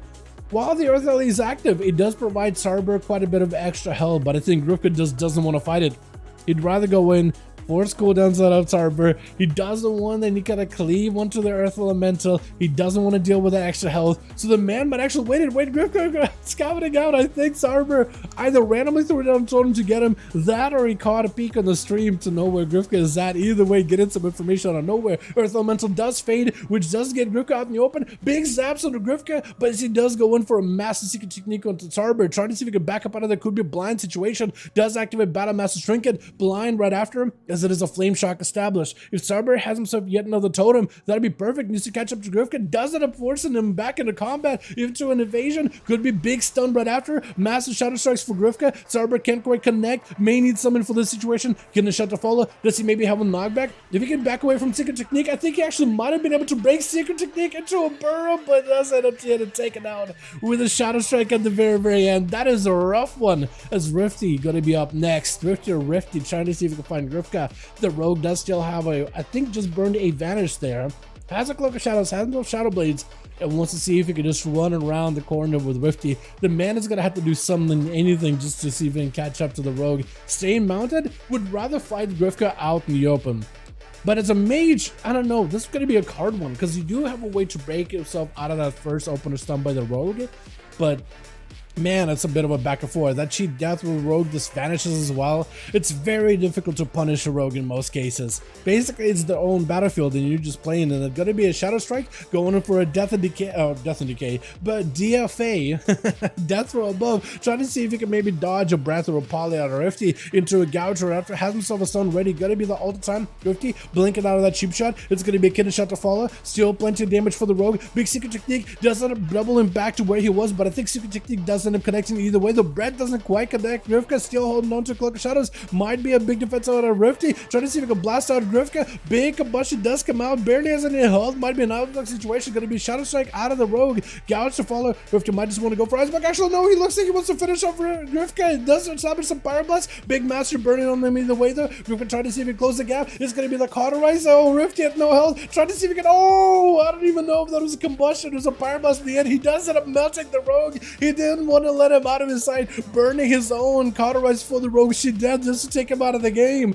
Well done by Rifty. I was surprised, but it worked out in your favor either way. I think the man knew he was long for this world. He wanted to be the sacrifice for his team, so his team at least had a chance with Lang as well as Jayhawk. Just trying to see if we can hold down the fort. Big Observer down. As it's going to be Observer. Both are beaming each other down. Lang wants to go in for big damage. Going to be portals open for Fastkills. Observer just zipping him away, but it's going to be Darkback keeping him alive. Lang taking quite a bit of punishment though back behind the pillar. Wants to make sure he can establish a little bit extra, I guess less pressure off of his back. Big Cannonball is loading up. Wall available. Lang might not be able to survive it. Needs summon for this situation. Double back. That's going to be Lang at no health. Wait a second, trying to go for Drain Life. Is it going to be enough? Looks like he's looking for a bit of recovery. Soul Rock at least maybe multi-dot, multiple targets. Is going to go for the Dark Glare as well onto Fastkills. The pets are going to be melting. Fastkills also going to take a bit of pressure, but Lang does have some Soul Rod, so you can maybe use Drain Life on more than one target. At least the Warlock Fastkills, as well as his Succubus. Lang at no health whatsoever. Fastkills is holding all the cards right now. Mortal Coil does give Lang at least a bit of a breather, but Fastkills hoping to maybe end this game as soon as possible. Is Lang putting all the dots. Fastkills trying to see if he can get around to it. Gonna be big gateways. Lang does end up backing away from the Succubus. Oh, wait, what direction was it walking to? You just end up walking away from the Succubus by the looks of it. Fear onto the main Succubus? But it's going to be Lang catching up a little bit of health. Fastkills got himself the Reflect. Dark Glare down. Lang better be extra careful. Got himself a Dark Glare as well, so Fastkills can't even pressure it, even as he attacked the Dark Glare. Does end up taking it out with a couple of conflagrations. Succubus CC, Fear to follow. That's going to be Cannonballs flying in. 1-2, big board for Lang. Does Fastkills have a board? He does, but it looks like maybe this is where Lang trying to see if he can establish some pressure of his own, because Fastkills is taking a lot of damage right now. That Dark Pact barely keeping him alive, fully away, so for Lang right now it's just a matter of time. Just needs to wait for these afflictions to take hold of him. Into a Succubus CC. Cannonball does not really have an answer for this one. It's going to take a bit of damage. Succubus CC of his own. This way you want to go for as much pressure onto Fastkills, set up some dots, and just let him melt in the corner somewhere. Quick Fear, Shadow Fear right after. I think he just might have enough damage here. Soul Rod to fall. Got himself plenty of pressure. It's going to be Reflect board last second. Fastkills will board as well. But Lang, I think, holding the cards right now. He just needs to wait. Got himself pretty big drain. Drain from 2 targets at once. Let him recover. Drain the solo Fastkills does give him some soul shards he needs to keep going for the next competitor. As Zario is going to be up next. The Fire Mage is going to have plenty of pressure. Lang just fought a big burst of Chaos Bolt Warlock, which is very big pressure class. If he can do the same thing he did with him as he does with Zario, going to be a mage, not nearly as durable as a Warlock, might be in a good spot. It's going to go for Succubus C, as it's going to be a full combustion up and running. Zario trying to see if he can break out of the shackles of the Succubus Seduction, trying to see if he can cancel his OnlyFans account. As Lang trying to get himself a bit of cover away from all the fire. Dark Glare just join in. Zario's going to take a lot of pressure. Stun around the corner. Lang needs some kind of healing right now. Going to be Dark Glare joining in, but it's going to be Zario just pushing in, trying to see if he can end it right now. Dark Glare is blasting him away. It's going to be Drain Life for Lang. Zario backing up out with an Ice Block. Lang barely surviving that encounter. Oh my god, that was actually so close. I thought Lang was just over. Trying to go for a Kill Rock just to reset. The Succubus back next to him. He needs to get CC onto Zario and just drain him for whatever life he has left. Just take away as much health as possible. Actually sitting down for some food, which is perfect. Sending out the Succubus, putting a slow into Zario. Maybe can even hit him with CC, but he's catching up a lot of healing. Fireball in the open as Zario trying to get himself a proper setup. Succubus CC. Lang does actually have Zario go for a undead racial to break out of the fear to interrupt Lang. as he goes in for Parabuzz back-to-back Lang, forced to use a wall right now. That's not going to be great versus Tel or Paxno. So if he wants to go for more than one competitor, he might be kind of limited with that defensive burn, but I felt like, you know what?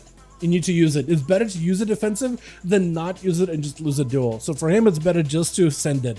Zario looking for a bit of recovery. Lang also looking for recovery. Sakiba swinging around, trying to make sure Zario does not get any health. He's still dotted. He's still rotted. The man might not be able to escape this. Does go for the mirror images, trying to give him a little bit extra survivability as Lang just goes peeking behind the corner, corruption, agate, and letting those get refreshed. Full combustion for Zario. His last opportunity to make a play. Gonna be a drain. Lang does juke out an interrupt, trying to go for big heals. It's gonna be shield. Drain might not be enough. Wait a second. Oh, Zario does bring it back for his team, though. I am amazed. This man did not give up whatsoever. He put in the fire. He put in the flames. He put in the pressure. He blinked in, gave it a chance, and just delivered on the promise of victory for his team. Well done. Putting Jayhawk as the last man left over on the team one. Talion is going to be up next, trying to see if he can find himself a better angle. This is Jayhawk speaking about here.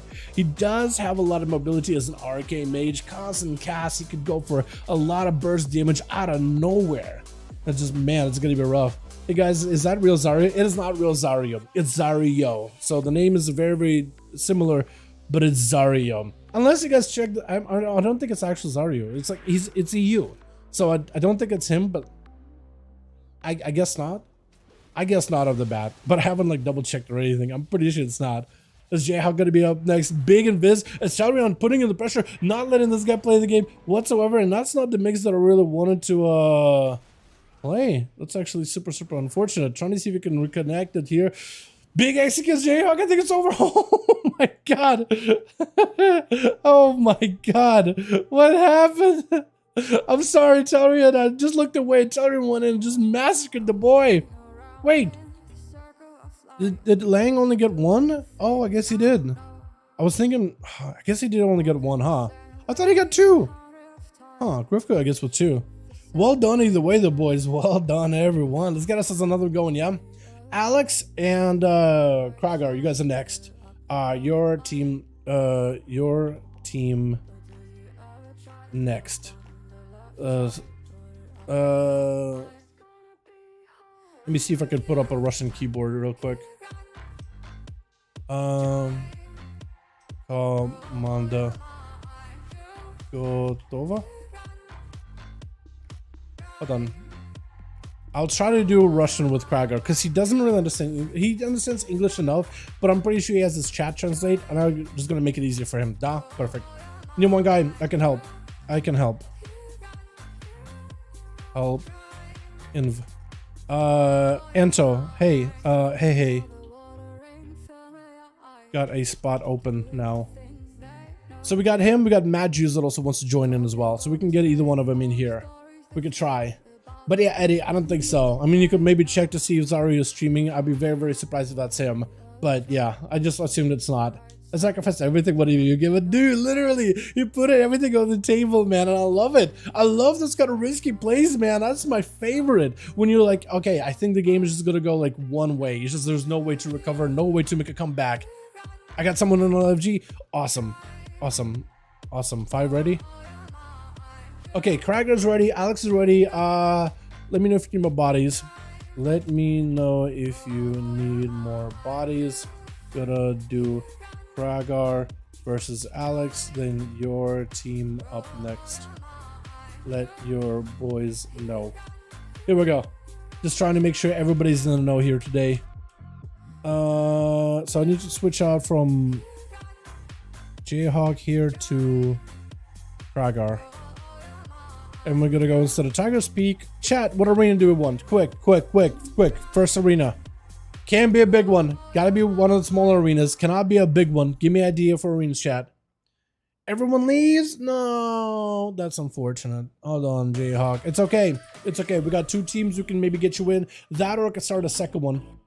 I want a flashbang. Dude, do we actually want to do a flashbang? It is late for you boys. You guys are like playing it in the AM, some of you. It is crazy, dude. That's a small arena, technically. Salem, you want in? We could probably get you in, yeah? I'll be down. If you need a spot, let me know. Yeah, we'll have a rogue. We can get him in. Okay, so what we can do after this is restart the group. We'll get Jayhawk. We got a couple bodies in there. Wasn't the last time I played Flashbang. It's a good one. It was a good one. It's just super bright for you, EU. If they had like a dark mode version, I'd do it, but I just don't want to. I want to conserve you boys' eyes. Still need was AFK. May need one. May will make new group after next round. Will whisper you. Jayhawk, we'll just get you a whole new team, man. We'll do it for ya. I don't think I spelled whisper at all, did I? Crap, I don't remember what I had.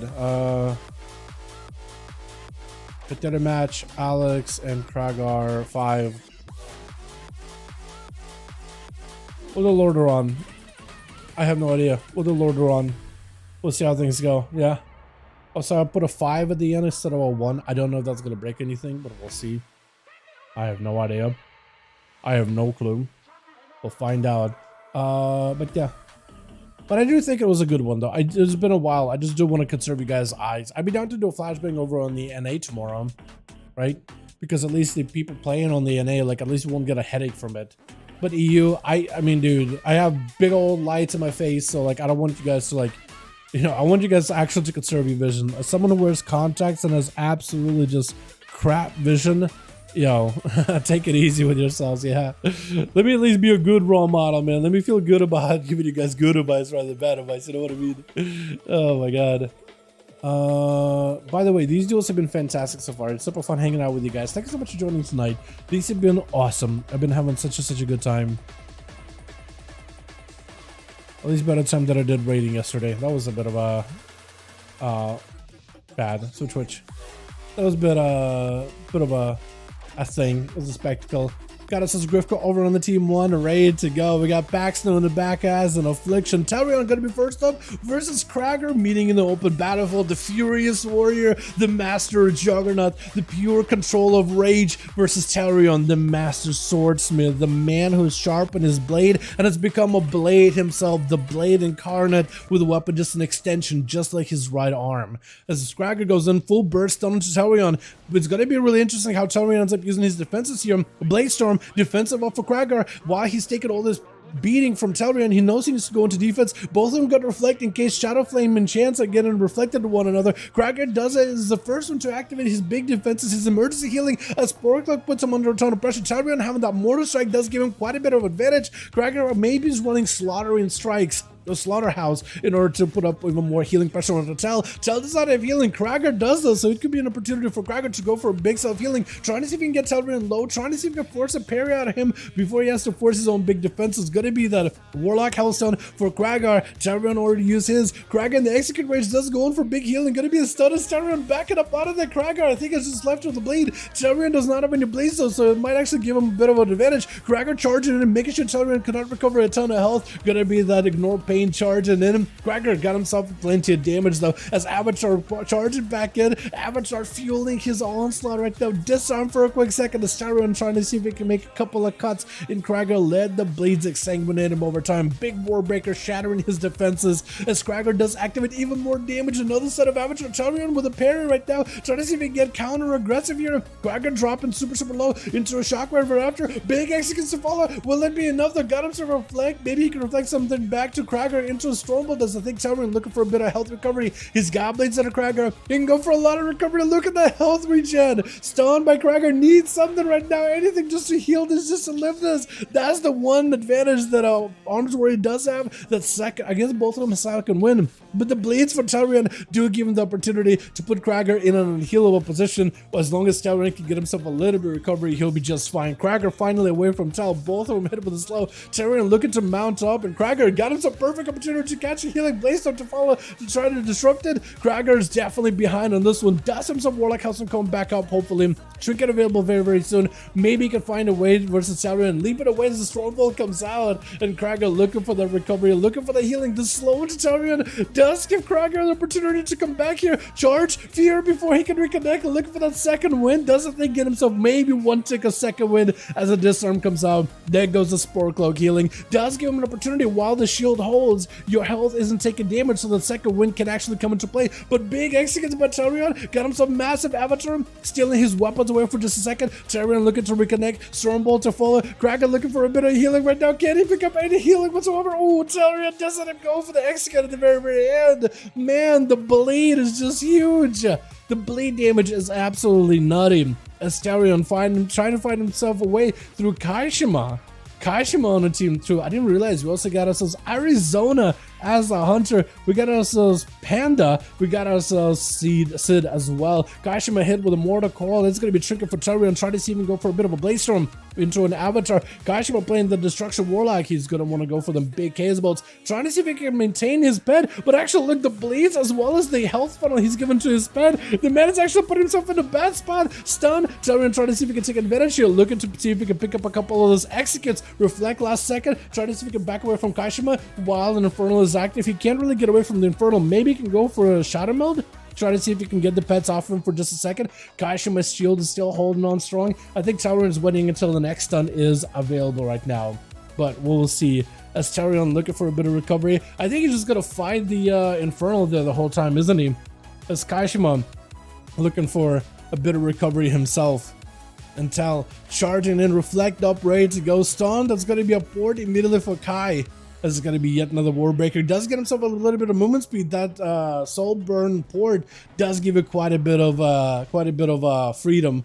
This is going to be Leap, Blade Storm. Kai does have defenses. Wall getting rotated. Fear to follow. Maybe trying to go for Incinerates. Fear to follow. Maybe. Big execute 1. Execute 2. The Siren Taker right here. Looking to end. It does go in, I think, for a Mortal Strike at the very end of the day. With Arizona charging in. Immediately going to go with a coordinate assault as them and their pet connect over on Talion. Has himself a parry in case he needs to. But the dots as well as the grenades explosions might actually be perfect for Arizona. Just going in for all that range damage. He doesn't actually have to worry about the parries. The kill shots are pretty brutal right now too. It's going to be a harpoon off of that Sentinel. Using the Sentinel to create himself some line of sight to leap in towards Cell. I don't know how Cell is going to recover here. Shadow Mode used apparently. Arizona with a flare for just a second. The longer you wait with Cell, the faster that second wind is going to activate, as he does get himself a bit of that shielding. At least a portion of the damage is going to the shield rather than to his own health bar. Stun around the corner, Death Chakram right after, big explosive to follow, as Arizona trying to see if he can get himself a little bit of that survivability here. Blade Storm right after, does get himself a faint death, disengage to follow, trying to see if he can back away from the Blade Storm for just a moment, reflect up in case he goes in for a freezing trap. Arizona does go for a charge trap instead, so could still go for a freeze to stop Talion in his steps. As long as he's able to immune it with a Blade Storm, he might be okay. Trinket to follow, but Talion could be in a bad spot right now. Arizona could just go full defensive. That's going to be a big aspect of the bear, which isn't a defensive I'm so used to anymore, but aspect of the bear does get used to give himself a little bit of that longevity. Charge out for Talion, stun onto Arizona, does go for the big blades, parry up to follow, does not allow how to work with. Next kill shot is going to be the end of you. Shockwave for just the last second. Does he have any survivability? Does pick up a little bit of health. Freezing trap to follow. Arizona does get himself Spore Cloak activated, but maybe executes can go through. Does Talion take it? Oh my god, he does let him go for the executes, but the Death Chakram is gonna rip him apart. Was he just up versus 3 back to back? That was incredible. That was so good. I barely survived by the Death Chakram. It's not the first time that thing just keeps ripping through you, even after the hunter's long gone. And Panda gonna be up next versus Duel. The man immediately charging back, leaping away as Panda absolutely blasting him out in the opener. These Storm Strikes are doing so much damage as Duel. Trying to see if he can back up out of it. Does get rooted as he gets booped out of the arena. Panda needs to use everything he can in order to try to see if he can catch up to Duel. Does end up rooting out the Zuen. Trying to see if he can move the totem around. There's gonna be a stun totem on top of it as well. Incap by Duel, as just trying to get himself a breather until he has himself a good go. Panda does not have a wall anymore. If he can maybe go for Guardian, then maybe he can find himself a little bit of recovery after this one. He'll have to be very, very careful too with the go by the monk, as looks like Duel went in for a leg sweep earlier and Panda trinketed. I didn't even notice that at all. I guess I was just still starstruck by Talion's massive executes back to back. This Panda trying to see if he can get himself over towards the well with a light lasso. Does he have himself a proper go? Bloodlust is available very, very soon, but Alexi was back up for Duel. For Panda, that might not be a great situation. Needs to use Summon right now, anything to survive. Does try to go for a knockback. Needs to use the Guardian and then go counter offensive. Burrow to follow. Does get himself a little bit of survivability. Does he have Bloodlust? Does he have the big damage? Trying to go for self-healing? Guardian to follow? He just needs to go counter-offensive. Maybe he can do it. Oh, but a big kick by Duel. He still had a karma in his back pocket. This is where the Shaman needed big burst just out of nowhere just to go for big damage on Duel, recover a ton of health, and then go for self-healing. But with dampening this high up, it is a little bit rough right now. As Sid gonna be up next, full Starfall down onto Duel. Needs to get over there as best as possible. Duel trying to avoid him as best as he can. Sid, did he pick up a Starburst? He may need to pick one up and then charge the Duel, maybe at least in bear form, as this is going to give you a little bit extra damage to work with, especially if you Incarnation, since all the Starbursts are astral damage. If you could also establish an Eclipse, and in Incarn you have double the Eclipse, that'd be big value damage too. In cap, into a Bark Skin immediately, Sid trying to see if he can survive this go. Big kicks right now by Duel into a bash to follow. Does get himself full Incarnation. Knock back into Duel last second. It is going to be a full karma. Trying to see if he can reverse a lot of this boomy damage back into the Druid instead. As he got jabs, not letting Sid get any breathing whatsoever. But I think it was just a touch death at the end, wasn't it? Oh my goodness, that is a lot of pressure. Talion picking up too. And Duel finishing off with his team. By the looks of it, well done, well done. Let's get these boys another round here, yeah? I think right now it's going to be Cragar versus Jay, but we got to get Jay a full 5-man team, yeah? So let me see if we can focus on that, chat. Real quick, let's get my man Jay really quickly. Okay. You plus Jayhawk next. Here we go. Jay, I'm going to make a group. Invite. I'm going to make a group for you. Because we can get Matt Juice, we can get ourselves Anto in here, we can get everybody here. Hopefully he's still around. Hopefully Jay is still around. If you need, yeah, totally cool with me. Pass lead. Pass lead. And we can get you in here. Spot open, hold on. Spot opened. We got a group here, boys. If you guys want to join Team Jayhawk, let's get him back in here. 5V5 1v1 Duels. Team Alex, stay together. Team Cragar, stay together. Don't leave. We're just going to get a full new team for Jayhawk and get him in there. And we got ourselves Anto. He's in. Okay. He's logging on his other red. Got a spot. Got a spot. I don't know if he still wants in or not.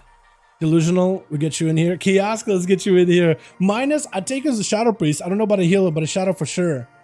PvP is dying tomorrow, right? I feel like it's always dies whenever like we're waiting for a new patch, man. It's like that over time. Just wait until like 10.2. Also, they really do need to come up with better changes for PvP. I will tell you that right now. Like I feel like the MMR thing has been really rough for people. Like pushing right now has been really difficult. They really should have increased the MMR inflation so much higher. They also should have done more PvP changes as well, especially like when it comes to the meta. I feel like the patches before this, like they've had some crazy patches where ret was broken, remember that? But I feel like they've been a little bit light on some of the changes, and even 10.17 isn't like really trying to do anything crazy or revolutionary. I think maybe they were a little bit too worried about the big changes they did for 10.07, and people didn't like big swings like that, but they gotta slow down for some of those, you know? Just a couple of those, but yeah. Definitely, I feel like we're gonna have a revitalization for 10.2 if they do it right, but they definitely gotta come up. Dude, if they come up with more, if they announce more PvP changes this Tuesday, and they fix the MMR thing, and they change it to solo queue, no matter what bracket you're in, if you go 5-0 or 5-1 or 6-0 in a match, you still get some kind of points. Even if the game throws you against like, what the problem is like in solo queue too, for healers in particular. Like healers want to play, but when you get like, you queue up your high MMR, it just struggles to find another healer, so it gives you like a low MMR healer. You slam the game, you get 0 points, or you just lose MMR. It should never, if you win most of the games, you should never lose MMR. Maybe you should make insane gains, but like still some kind of gains here and there. You know what I mean? I feel like it just punishes people for playing well, even if it's low MMR. Like it should give you something, anything. But I do hope they come up with like maybe a big like, they really do need to go back to like make big class swings, big changes. Like just find a class that's not doing well and buff it. Find a class that's really overrepresented and do slight nerfs here and there. Just do like incremental nerfs until they get to that spot. You know what I mean? Just do that. That's all they need to do. And I would have loved to see 10.17 get a lot more class changes. They're very light. So maybe saving a lot of that for 10.2. But I think they need to get 10.2 on the PTR. Like if 10.17, they're not really trying to change the structure. Get us 10.2. Tell us what's going on. Tell us what's coming in the future. At least give us like something to look forward to. You know what I mean? I don't hate me for this, but some aspects of which PvE gearing either took a bit of time or wasn't so costly. I don't understand why we use the Dragonflight or grading crafted gear at all.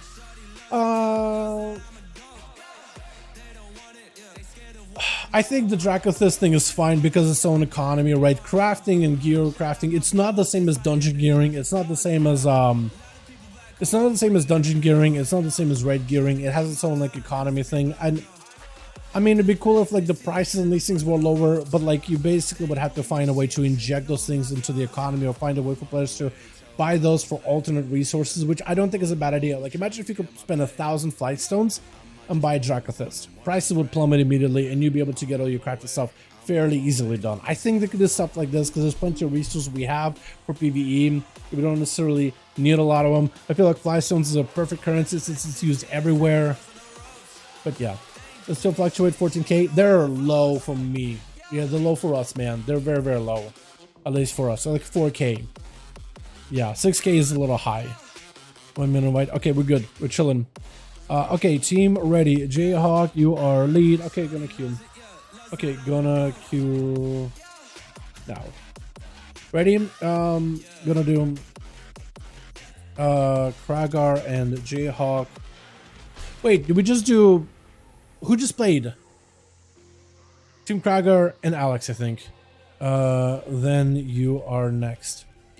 Tell your team. Okay, I'm trying to keep track of who's playing when and all that. Cragar's next. Cragar and Jayhawk Blizzard. That's a hook point. It's been a bit, I feel like. I haven't been a hook point in a good while. But yeah, they just need to, you know what? People complain about like what 10.0, 10.05, 10.07, like there's so many big swings of changes. I'm a big fan of changes. I think it's good how things are changing, the meta is evolving, classes are continuing to make some changes. I'm a fan of it, honestly, personally. Never had an issue with it whatsoever. I just feel like they shouldn't make big swings like Red of 10.07. We're just like dominating PvP ladder. They should have immediately been like, okay, hold on. We want Reds to be good. We want them to be viable. We want them to be strong. They're a little strong right now. We're lowering them back down. We want them to be viable. We want them to be played. We want to see Reds in arena. But not in like this numbers, man. Let's slow it down a little bit. You know what I mean? I feel like they just need to do that. That's what they need to do. But yeah, it's always like that with every single patch, man. New patch comes out, like what is it, 10? Expansion first comes out. Everybody in the mother's playing it. Patch 10.1 comes out. People play it, and depending on the changes, good or bad, it's like either things die down a little or things come back up. They usually pick up their speed with even Legion, as that expansion was awesome in my opinion. They usually pick up their breath again by 10.2 or a 0.2 patch. So we'll see how they do. It's all up to them, man. It's all up to them. But I'm definitely of the mind of I want to see more stuff. I want to see more updates. I want to see more changes. I just want to see more stuff. Which I'm a big fan of changes. Gonna be Starbor, gonna be first up versus Minus as a shatter base as he's letting the Void Eruptions hit on every angle, playing in the Void Eruption talent. So he's trying to see if he can play into more of a, I guess the Voidy bolts flying out in every direction, since Void Eruption is a 1 minute cooldown. As it's going to be Light and Lassa. For the most part, Starbor doesn't actually want to approach Minus. He just wants to see if he can poke at the bear from a distance. Quick Thunder to follow, as it's going to be Silent. Starbor actually kind of limited on some of the spells he can cast. This is going to be a chance for Minus to go for some of those spikes. Potentially could go for the big damage as well. Starbor trying to go for big Bloodlust to follow. It's going to be Siphon joining in with Minus going in for big defenses. Seeing cooldowns out of Starbor, seeing that Bloodlust, decides to go for Disperse together with Vampiric Embrace. Might have been an overcommitment to cooldowns. This is going to be a random sentence out for Starbor. Trying to see if he can blast him out to Smithereens. It's going to be a VT at the very least. Minus at some point is going to try to see if he can get some of those spikes in there. Otherwise, himself is going to be a bit of a jeopardy. Into a Trinket. Got him some Dark Ascension yet again. Really wants Starbor to close that gap so you can hit him with those Void Bolts. I think he's got to hit him with a Fear or a Stun and use those Void Eruptions right next to him in hopes that any of those bolts make a connection. Silence to follow him. Minus wants to go in for a couple of those spikes. Those spikes can do quite a bit of damage too. Dodges the Sunder with a perfect time with that fade into a Syphi, and the Starbor trying to see if he can fight through it, sending a couple of Fiends over at him with a Shadow Crasher on the corner, reapplying all of his dots. So Minus at least is able to keep himself quite a bit of pressure. Still wants to go in for a full eruption. He has a fear coming back up. Stun available very, very soon. So you could maybe combine the two together. Maybe go for a fear, go for some bolts potentially, trying to see if you can establish some of those dots. Also fears all of these pets. Dark Ascension right after. Stun, trying to go for spikes. One spike to follow. Does he maybe have a second one? Trying to see if he can chain more damage. And it looks like Starbor is able to get himself a bit of recovery. A light and lasted to follow. I think that's what Minus is trying to play into. He's trying to play into more of that instant cast bursty damage rather than into that void eruption damage. But I think honestly should probably combine all this together. Shadow Crush around the corner. Minus does have his burst going back up as well. Gonna be a zap onto that Siphon, knocking Minus away from any kind of pillars as he goes in for a fear to follow. Does at least have ways to find himself a bit of a breather. Vampiric Touch into Starbor.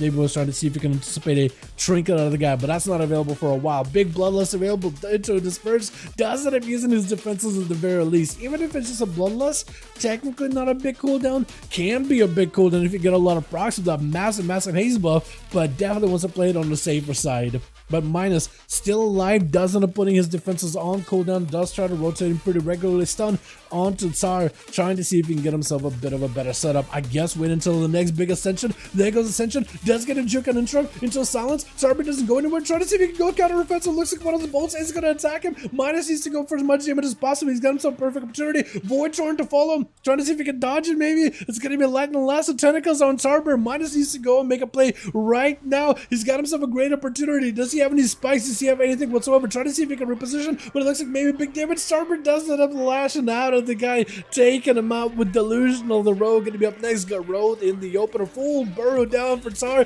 Trying to see if he can knock the Rogue up. Immediately hits him with a cannon shot as he pops back up from the earth. Full damage to follow. Death mark established for Tsar. It's only a matter of time until he is down. Disarmed, so his Maelstrom generation is limited, but the Ghost Souls do help out in that regard, but Delusional is able to spike him down. Carving the mark into the Shaman, letting him bleed up profusely on the arena floor as the Rogue fades back into the darkness just to go again for a killing spree. Kaishima trying to see if he can find the murderer in the streets of Hook Point. Can he potentially find the Rogue's ploy as he's out here butchering the competitors on the I guess the fishing grounds based on the what did you call this? A harbor, fishing grounds, butchery shop? It's like a mix of everything, right? I mean, it's got to be a word for it, man. And I live in a port city, but even I don't know. Chad, help me out here. What would you call this area besides the dueling arena? This is going to be Sap on Takai. Garou to follow. Does have a succubus somewhere. Does have it hidden in the midst. Hiding in plain sight as an invisibility is present for it. Shadow Fury. Big Casebolt getting set up. Delusional. Does go for Trinket. Into Shadow Step. Disarming Kaishima off the Casebolt. Trinket to follow as a Mortal Coil comes out. Delusional might be kind of limited on his burst opportunity. Backing up out of there as an Infernal goes crashing down. Could go for advantage. Potentially full dot on the pet. Trying to see if he can build some calm points as well. Trying to make sure he gets some pressure on the succubus as well as on the Infernal. And maybe those spikes on the succubus and the Infernal can then translate into even more calm points for Kaishima. Blind onto the Warlock as he finally closes the gap. Is Delusional trying to see if he can maybe fight through and wait out the Infernal? Maybe. Full cannon shot onto Kai. Does not have a full big go, but does force a wall out of Kai either way though. No death mark, no exsanguinate, nothing. So for Delusional, that might not be the worst situation. I think just putting in a lot of pressure onto the succubus. Wait, is he eliminated? Wait, is succubus dead? Hold on a second, or do you sacrifice it? You might have just sacrificed the succubus and absorbed it back in just to increase his own power. For Kai though, no longer has any CC. Succubus is not in play. I don't see it at the very least. Stun on Delusional before he can even catch himself a resell into a stun. Kai does end up getting himself a full shield. Potentially could be death mark, but looks like he's just gonna back up out of there, let the dots rot him for a second. And it's going to be Syed wants to go to Interrupted. That's where Kai is going to try to see if he can juke a Mortal Coil. Fear to follow, does get himself a bit of a breather. Try to go for Casebolt, but instead it's just going to be instant cast either way. My Go Football starts amazing matches. Yo, you got to see them on YouTube. Oh, yeah, thank you so much, popping in. Appreciate you. They need some milk. Honestly, they really do. They really do. Delusional catch himself a reset, got rode in the opener. Does he have himself a full stun? Deathmark could be the play right now. Does have himself a good go versus Kai, but instead looks like he's going to bleed him up. Saving Deathmark for the next competitor, by the looks of it, maybe just trying to see if he can make a play into an Eviscerate or Envenom rather. Kai has no health whatsoever. Just dotted. Delusional is actually walking to the next competitor minus a trick and an advantage. He actually has just about everything he needs. Arizona, the Hunter, is going to be up next. Maybe could pre-evasion this. Does not have a trigger for Arizona. Just needs to get the dots onto Delusional. Let the grenades and the fire shrapnel damage burn through the rogue. Let the poison scorch through his veins. But Delusional has himself a chance. Does Arizona run Manic Bandages? Because if they do, it could remove the Death Chakram or Death Mark entirely. Cloak Shot is for Delusional. Trying to get himself a bit of a setup. Use the bandages really early for Delusional. This is a perfect opportunity. If he goes in for full stun into Arizona, full dots, he can't remove him. Trinket, but a freezing trap is going to stop him. Wait a second. Maybe Arizona has himself a chance. If he goes in for Death Mark either way, you're still going to be a bad spot. Blind to follow. Oh, no. You needed to charge in there. I would have just ran in and Death Mark him immediately. Or run in, reapply the dots, Xang, Death Mark, and just hope. Because right now you got yourself a good spot. Putting the spike into the Raptor. Looks like thing is playing fetch with a bone. As Arizona trying to find himself a better setup versus Delusional, the rogue, trying to see if he can blast out the pet, actually putting quite a bit of pressure. Stun around the corner, does not have a trinket anymore, so not a great spot. Root for a second. Arizona does get hit with a gouge just from a Raptor. Freezing trap onto the rogue. I think just trying to see if he can avoid him, as the rogue wants to end this deal right now. Does he have a shadow step? He might need to use something, anything. Cheat death to follow. Last chance, last play. Does go in for a stun. Death Mark onto Arizona. Could remove it with Manic Bandages. Is going to remove it immediately. Rogue's last haymaker is gone, and it's going to be a quick to harpoon explosive, and down goes the boy. With who's up next? It's going to be Anto join in. Anto doing the same thing. Hold on, there was another paladin we had in these duels that literally went sword and board retribution paladin. This man is actually a ret. You think like, what is a tank doing in this group? He's just running a shield and a one-hander. He's not actually a ret. It's not actually a prot. This is a Retribution Paladin. It's a DPS spec, but he's got himself sword and board. It doesn't stop you. Reds figured out that apparently you could just do this and it doesn't make a difference. I don't know if there's advantages to this, but we've seen the Paladin do incredibly well with it. Got him some big hammers AoE around him. You literally do end up playing this like shield warden Paladin playstyle. It is kind of nutty. Hunt is cheating, put a mark on me. No, was dueling against stealth. In the opener, yeah. Like before he started the opener, yeah, that sometimes does happen. We try to have a competitor does not attack you or put a hunter's mark ahead of the duel until you're actually like fighting the guy. But yeah, things like that definitely can happen. It's unfortunate, but part of the dueling arena, like part of it is rules, but there's only so many things we can make a rule for. On hunter's mark, one of those things that just, it's very difficult to regulate. We don't make rules on things that we can't really fully regulate. But I do feel you though. I do feel you. As Arizona trying to see if he can get away from Enter. Freezing trap, binding shot around the corner. Does Enter maybe turn this around on him whatsoever? He can't use Blades of Justice or Final Verdict with one-hander.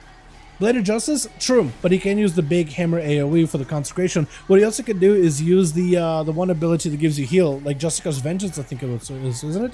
It's like the finish instead of Temple's Verdict. But not the first time we've seen a Paladin do this, by the way. Blend a one-hander with a shield. This apparently has been used more than once in the dueling arena. And successfully, might I add, like a 1v4 easy kind of deal, or maybe even 1v5 in that case. And trying to see if he can swing around the corner, got himself hammer spinning all over the place, trying to see if he can pick up his damage versus Arizona, as Arizona trying to see if he can go for a big old stun. That's going to be Anta with a Blessing of Protection with a bind as it comes out, trying to see if he can break out of this as best as he can. Is he going to back up out of here? He got himself Bob. He doesn't really rush with the guy anymore, but I think he just knows there's going to be traps everywhere. It is actually kind of rough for him. Where I think the one-hand probably comes out helpful is probably in the auto attack playstyle with Crusader Strike, doesn't it? That's probably pretty helpful there. Hand of Freedom clearing through all the traps, only freezing trap waiting for him as Anta. Man, Arizona just doesn't even let you touch him whatsoever, even though you got all this anti-trap play with a Hand of Freedom. There's only so much you can really do in this situation. Trying to see if you can deal with the Raptor, at least build a holy power from somewhere, anywhere. Stone onto Arizona, but a charge trap slows it down. Answer is just unable to get himself much damage, but the Wake of Ashes can cleave through the wall. It's going to be a binding shot right after. It's just kind of stunned. He can't really go anywhere. The Hunter has the entire control of this arena. Not going to let you go anywhere. You're playing by his rules right now. Stunned with a pet. It's going to be grenades sent in. Kill shot available. Enter. Could potentially. No bubble available. No Bob. No laying hands anymore. The man might actually be in a lot of. Just leaves. That is unfortunate, dude. Arizona was not going to let you play the game whatsoever. His arena is going to control you entirely. But can Kiosko match up Arizona once or... Oh, I'm liking the set. Hey there, Kiosko. How you doing, my guy? Welcome, welcome. Nice little spirit maze you got going on. Trying to see if you can play up to the whole blood troll aesthetic. Gonna be a stone into Arizona. Death Shotgun getting sent in for both Hunters. Arizona trying to see if he can get himself a little bit of damage with Kiosko, but also trying not to get himself stunned up at all. Actually keeping his pet right next to him. It's gonna be the binding shot. Not available. Kiosko taking lots of damage from Arizona. Goes in for a root, letting the pet attack him. Trying to see if he can maybe get some cooldowns out of Kiosko. Kiosko does have himself the aspect of the Eagles, so could go for range damage. Gonna be the pet. Breaking the manic bandages for Arizona. Trying to go for a little bit of recovery. Battle Match Stricken does end up falling off. This is gonna be Triceratops chasing after him. Kiosko is gonna get himself stunned up. Drinking to follow. Kill shot after. Does it take him down right now? Kiosko hold on. Turtle Shell right now for Arizona. Kiosko goes in for Turtle Shell as well. Kiosko is the second to use Turtle Shell, so you can always go for kill shot. Unless Arizona can maybe get himself a good go. Big camera right now. Kiosko trying to see if he can go for a little bit of re-stealth. Gotta be a flares down. Is it Kiosko's flare? Ooh, looks like someone gets out of stealth into grenade to follow. Arizona does end up taking this one with Jayhawk trying to see if he can end Arizona. The Hunter is up with nothing. Steel trap around the corner. Jayhawk probably going to break out of this one as soon as possible. Arizona needs something, anything stun on Jayhawk. Has himself a blink in case he wants to. Arizona trying to see if he can backpedal out of there. You got traps. You got freezing trap, binding shot, tar trap. You got everything you need technically to get the mage off of your back. But with this mage is Jayhawk, man. He's got a back blink on you with a breath to follow. Not gonna let you do anything whatsoever. Freezing trap does get himself frozen. Could be a trinket. Touch of the magic is on you. Trying to go for many bandages. The man breaks out of that freezing trap. I don't know if you got tar trap. Is it going to be enough though? Tar trap does ruin him in place. Touch of the magic doesn't really do that much damage. You're still running. How are you alive right now? This man is really living to the name of Survival Hunter. Binding shot around the corner does end up connecting, and that's going to be some damage on Jayhawk as Arizona repositions entirely to a whole another set of pillars. Has a trinket coming back up. All the time for Jayhawk. Freezing trap waiting for him. You really want to kite him into that freezing trap if you can. Ice blocks it. What the hell? Hold on a second. Wait. Could Arizona come back out, Kama? Into manic bandage? I think there's no way. Unless Jayhawk just pulls in all the stops. He needs to use everything he can onto his tool belt as a mage to win this duel. But I think Arizona mages have it in the bag. They do have traps. You will be able to see them flare down as the mage goes for a quick invis. He more or less has an idea where Arizona could be. With our flare, with the traps, is going to get caught out in the open. Hunter's mark right after. Cannot really go for proper invis anymore. So Arizona will be able to get a proper go on you. Manic bandages to help you recover. Jayhawk sitting down for food. Probably expected for Arizona to also be going for food as well. Kill command into an explosive trap to follow. He's got himself the ult time, so you could always reposition. He's going to try to see if he can reposition and get Arizona out in the open. Freezing trap to stop you in place. Arizona does have a death shotgun for this point. I think at this point now you might just have to go for full damage when you get a chance. Jayhawk blinking, stun, perfect, no ticket available, get him some full death shotgun into kill shot, flanking strike. Oh, and Arizona doesn't take it out. My goodness, this Hunter just vicious, deadly. Did they just go for 3? No, that should have been 4. One of them doesn't count because it is a paladin who left, but I feel like that still should count, right, chat? Or should it not count? But that is 3. I think it's 4. Personally, I feel like if you left, even if you didn't really like the competitor, like, hey, getting played, getting kited around the circles, not super fun. I feel like if you bail out, should still technically give the other person credit, but depends. I guess it all depends. You guys can let me know in the comments. My goodness, that was incredible, dude. Hunters, man. Nah, Council's dead. Fair enough, Anto. Even Anto is like, just give him credit.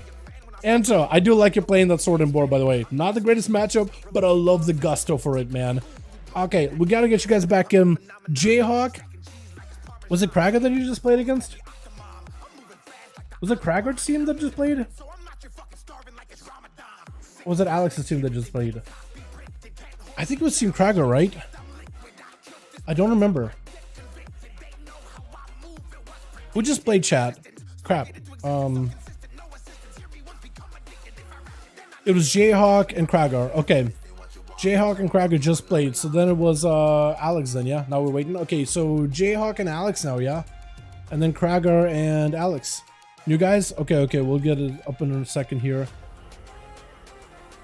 Okay, hopefully I got it right. Awesome, saved the right one. Okay, so I need to do this. Нужно J D. How do you say J? D J J E Alex. После Cragar и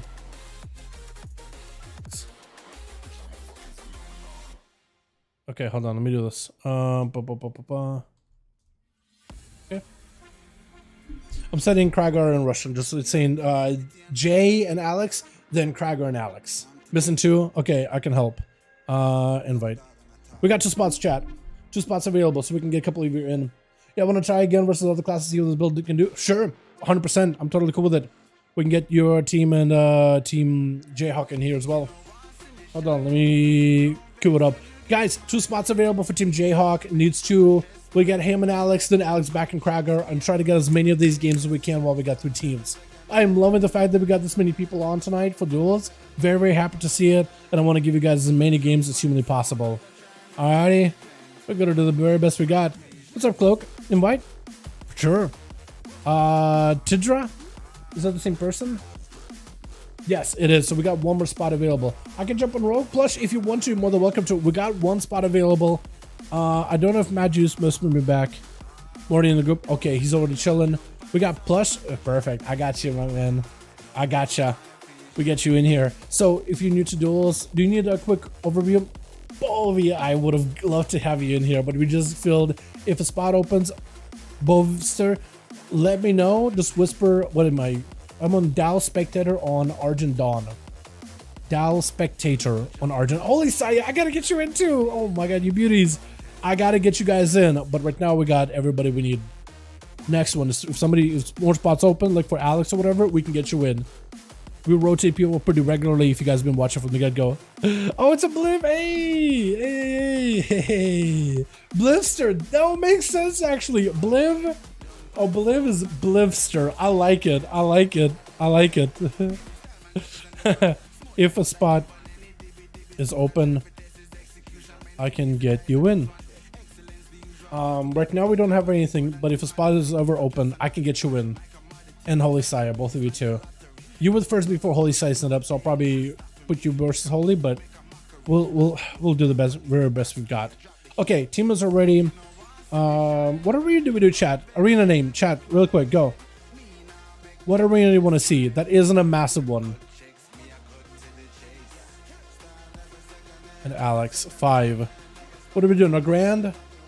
Do we do the flashbang? You certainly don't want to face casters with sword and board.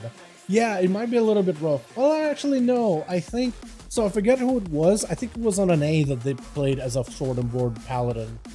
Clotiris. We just did hook point. I'm not against it, but we just did the hook point one. Flashbang. Are we going flashbang? Are we doing it, chat? Are we doing flashbang for the first time in a while? What do you even call it? Empyrean Domain? Is that what it's called? Domain? Is that what it's called? The arena name? Because we could do flashbang, man. I'm gonna try. I don't know if that's the right name. I typed in domain. Yes, Empyrean Domain. Is that the right one? I hope so. We did a chat. There goes a flashbang. At this point, we gotta get it done at some point. I am so sorry, boys on EU. I am so sorry for your poor eyeballs.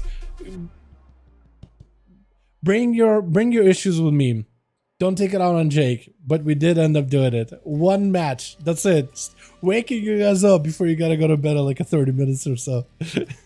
It's kind of cruel, honestly. It's brutal, man. Why? Now, why? It's cruel. Cruel and unusual punishment. There's literally an amendment in the US Constitution against this kind of stuff, man. This man is breaking. What amendment is it? It's the 20. I don't even know numbers, man. I don't even know him, honestly. So Twitch, we got ourselves the Flashbang Arena Aura for the poor EU boys who are awake at like in the AM, but we're just blinding them with this place. Although this is not a bad arena. Small pillars, so you don't really have too much places to hide. So against rogues, it might be kind of nice. We got ourselves Jayhawk Wizard on team 1, Kiosk in the back. We got Minus holding his turn. Plush is going to be first up by the looks of it, with Tilja joining back in, as well as a Paladin with the rogue kind of blinking all the places. You're approaching 24, trying to see if you can go for Shadow Circle, but immediate kitten shot of the bat as the Shadow strikes and Shadow steps into your pillar. Is that what happened? Big secret technique, mad damage, Tony popping off a wall, playing in the hands of Shaman, trying to go for a little bit of self-survivability as it's going to be blind out of the rogue, just goes in for a full setup, actually goes in for a shadow mode right after. You use the Cloak of Shadows really early on, as well as an evasion, just trying to see if he can cover his approach entirely. It's trying to see if he can go for a bit of a reset. On that team, we got us as Paxton, we got us as Grifka, as well as Antu and Zario, with Tony getting hit with yet another kitten shot. No knockback for the rogue this time around. Lasso, but it's going to force a trinket. The rogue looking to kind of get himself some cover behind the pillar, vanish to follow, but if you get maybe a flame shock onto the rogue, it might be easier for you to find him. Looks like there's a flame shock. Tony could actually use these smaller pillars, they are not quite as large, to get yourself a go versus the rogue. It might be actually much easier to reach him than you would be under normal circumstances. Does go for the zap, second vanish out of the rogue as Plush is burning through everything, trying to make sure he's playing it extra safe. I think it's the first time we haven't Plush join the duels, but honestly, first time joiners, hey, better use your cooldowns, otherwise you don't actually get to use them. Might as well use them when you have them. Gonna be Tony trying to see if he can fight through this. Big damage on the rogue, but the rogue is also taking a bit of a beating. She does, oh, wait a second. There goes the classic situation where Chi Death just doesn't even activate.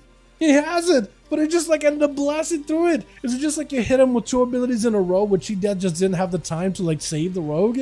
Is that what happened? I don't understand this silence on the Tony. This is going to be Tentacles join in. Minus just going in for full PI, full burst. And Follow got himself a root around the corner. Tony just trying to see if he could get himself a bit of a breather, trying to go for a bit of damage onto Minus, but mostly trying to see if he can back away from him, knocking him back for just a second as Tony looking for a little bit of that recovery. And Minus Shadow Crusher on the corner does get to connect. Needs to make sure he got himself good line of sight off of Tony with a fear could force him from behind the pillar. No, Chi Death, dude, Chi Death cheated on you. Literally, we've seen that more than once on this duel arena when we do 5v5 1v1s, man. Live on a Warlock right now. Which spec is the best for PvP, Affy or Demon? Chat, I think Demonology is it, right? In the comments down below, you guys can also give Chris in the chat, post video, post stream, a little bit of advice. What would you level as? What would you focus on? Affliction or Demonology for a first time trier? It's going to be Tony with a light and lasso, lock it down. Minus letting the damage over time of that lasso do work, but also keeping the shadow priest at bay. The one thing, oh, Tony actually going for the dark and racial, removing the dots, but that's putting him out into a horrifying effect away from the priest. Minus, he needs to get the Shaman out in the open, away from any kind of pillars, going maybe for a fear, maybe for a stun, lock him down, going for full ascension, and then try to see if he can deal with him. Does use that Nightborn racial to pop a slow onto Tony while in dispersed. It does give him a little bit of a breakaway.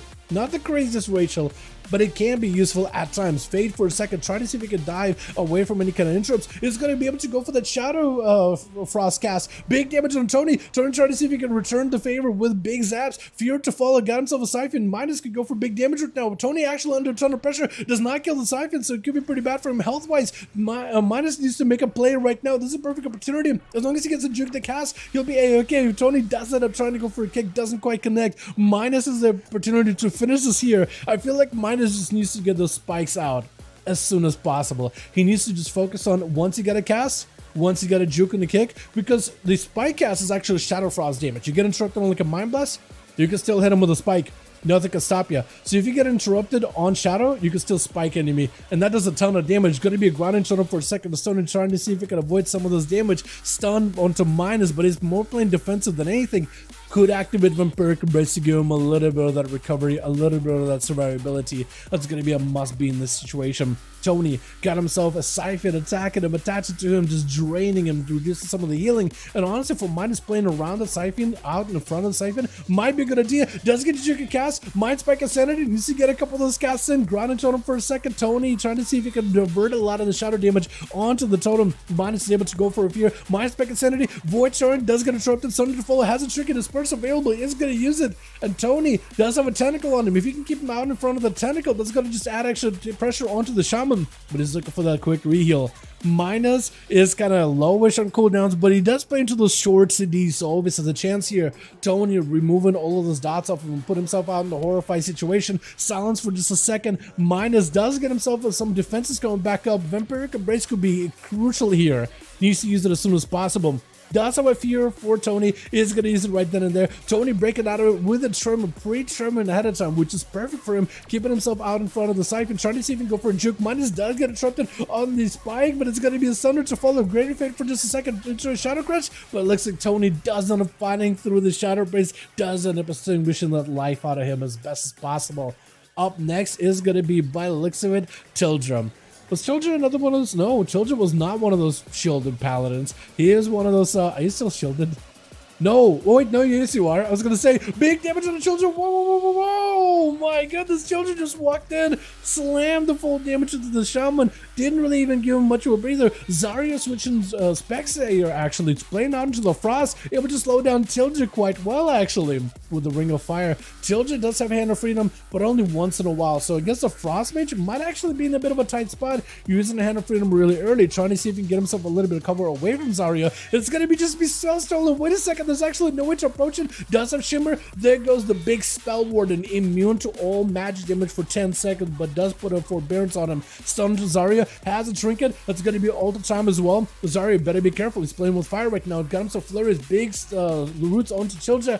He doesn't, the Paladin does not have much of a cover here. The pillars are so tiny. So for Zario, he can always get himself a better angle, sitting down for some food, trying to see if he can force the Paladin to rush at him. Is going to rush in with an Alpaca, trying to see if he can get himself a go. Route to follow. Does he have a Hand of Freedom? Because next is going to be Spell Stolen. Whatever range damage you can do to the Paladin or to the Mage is going to be great. Hand of Freedom immediately stolen. Try to see if he can slow down Children's approach through the blizzard, through the rain. Try to see if he can fight through the elements, but it's going to be big Spike to follow, taking him out. It's a big Spike piercing past the man. Try to see if he can go for a bit of recovery. Shield of Vengeance, using that shield in order to protect him. Try to see if he can end Zario right now. Ice Block, as the Mage does have access to two of them.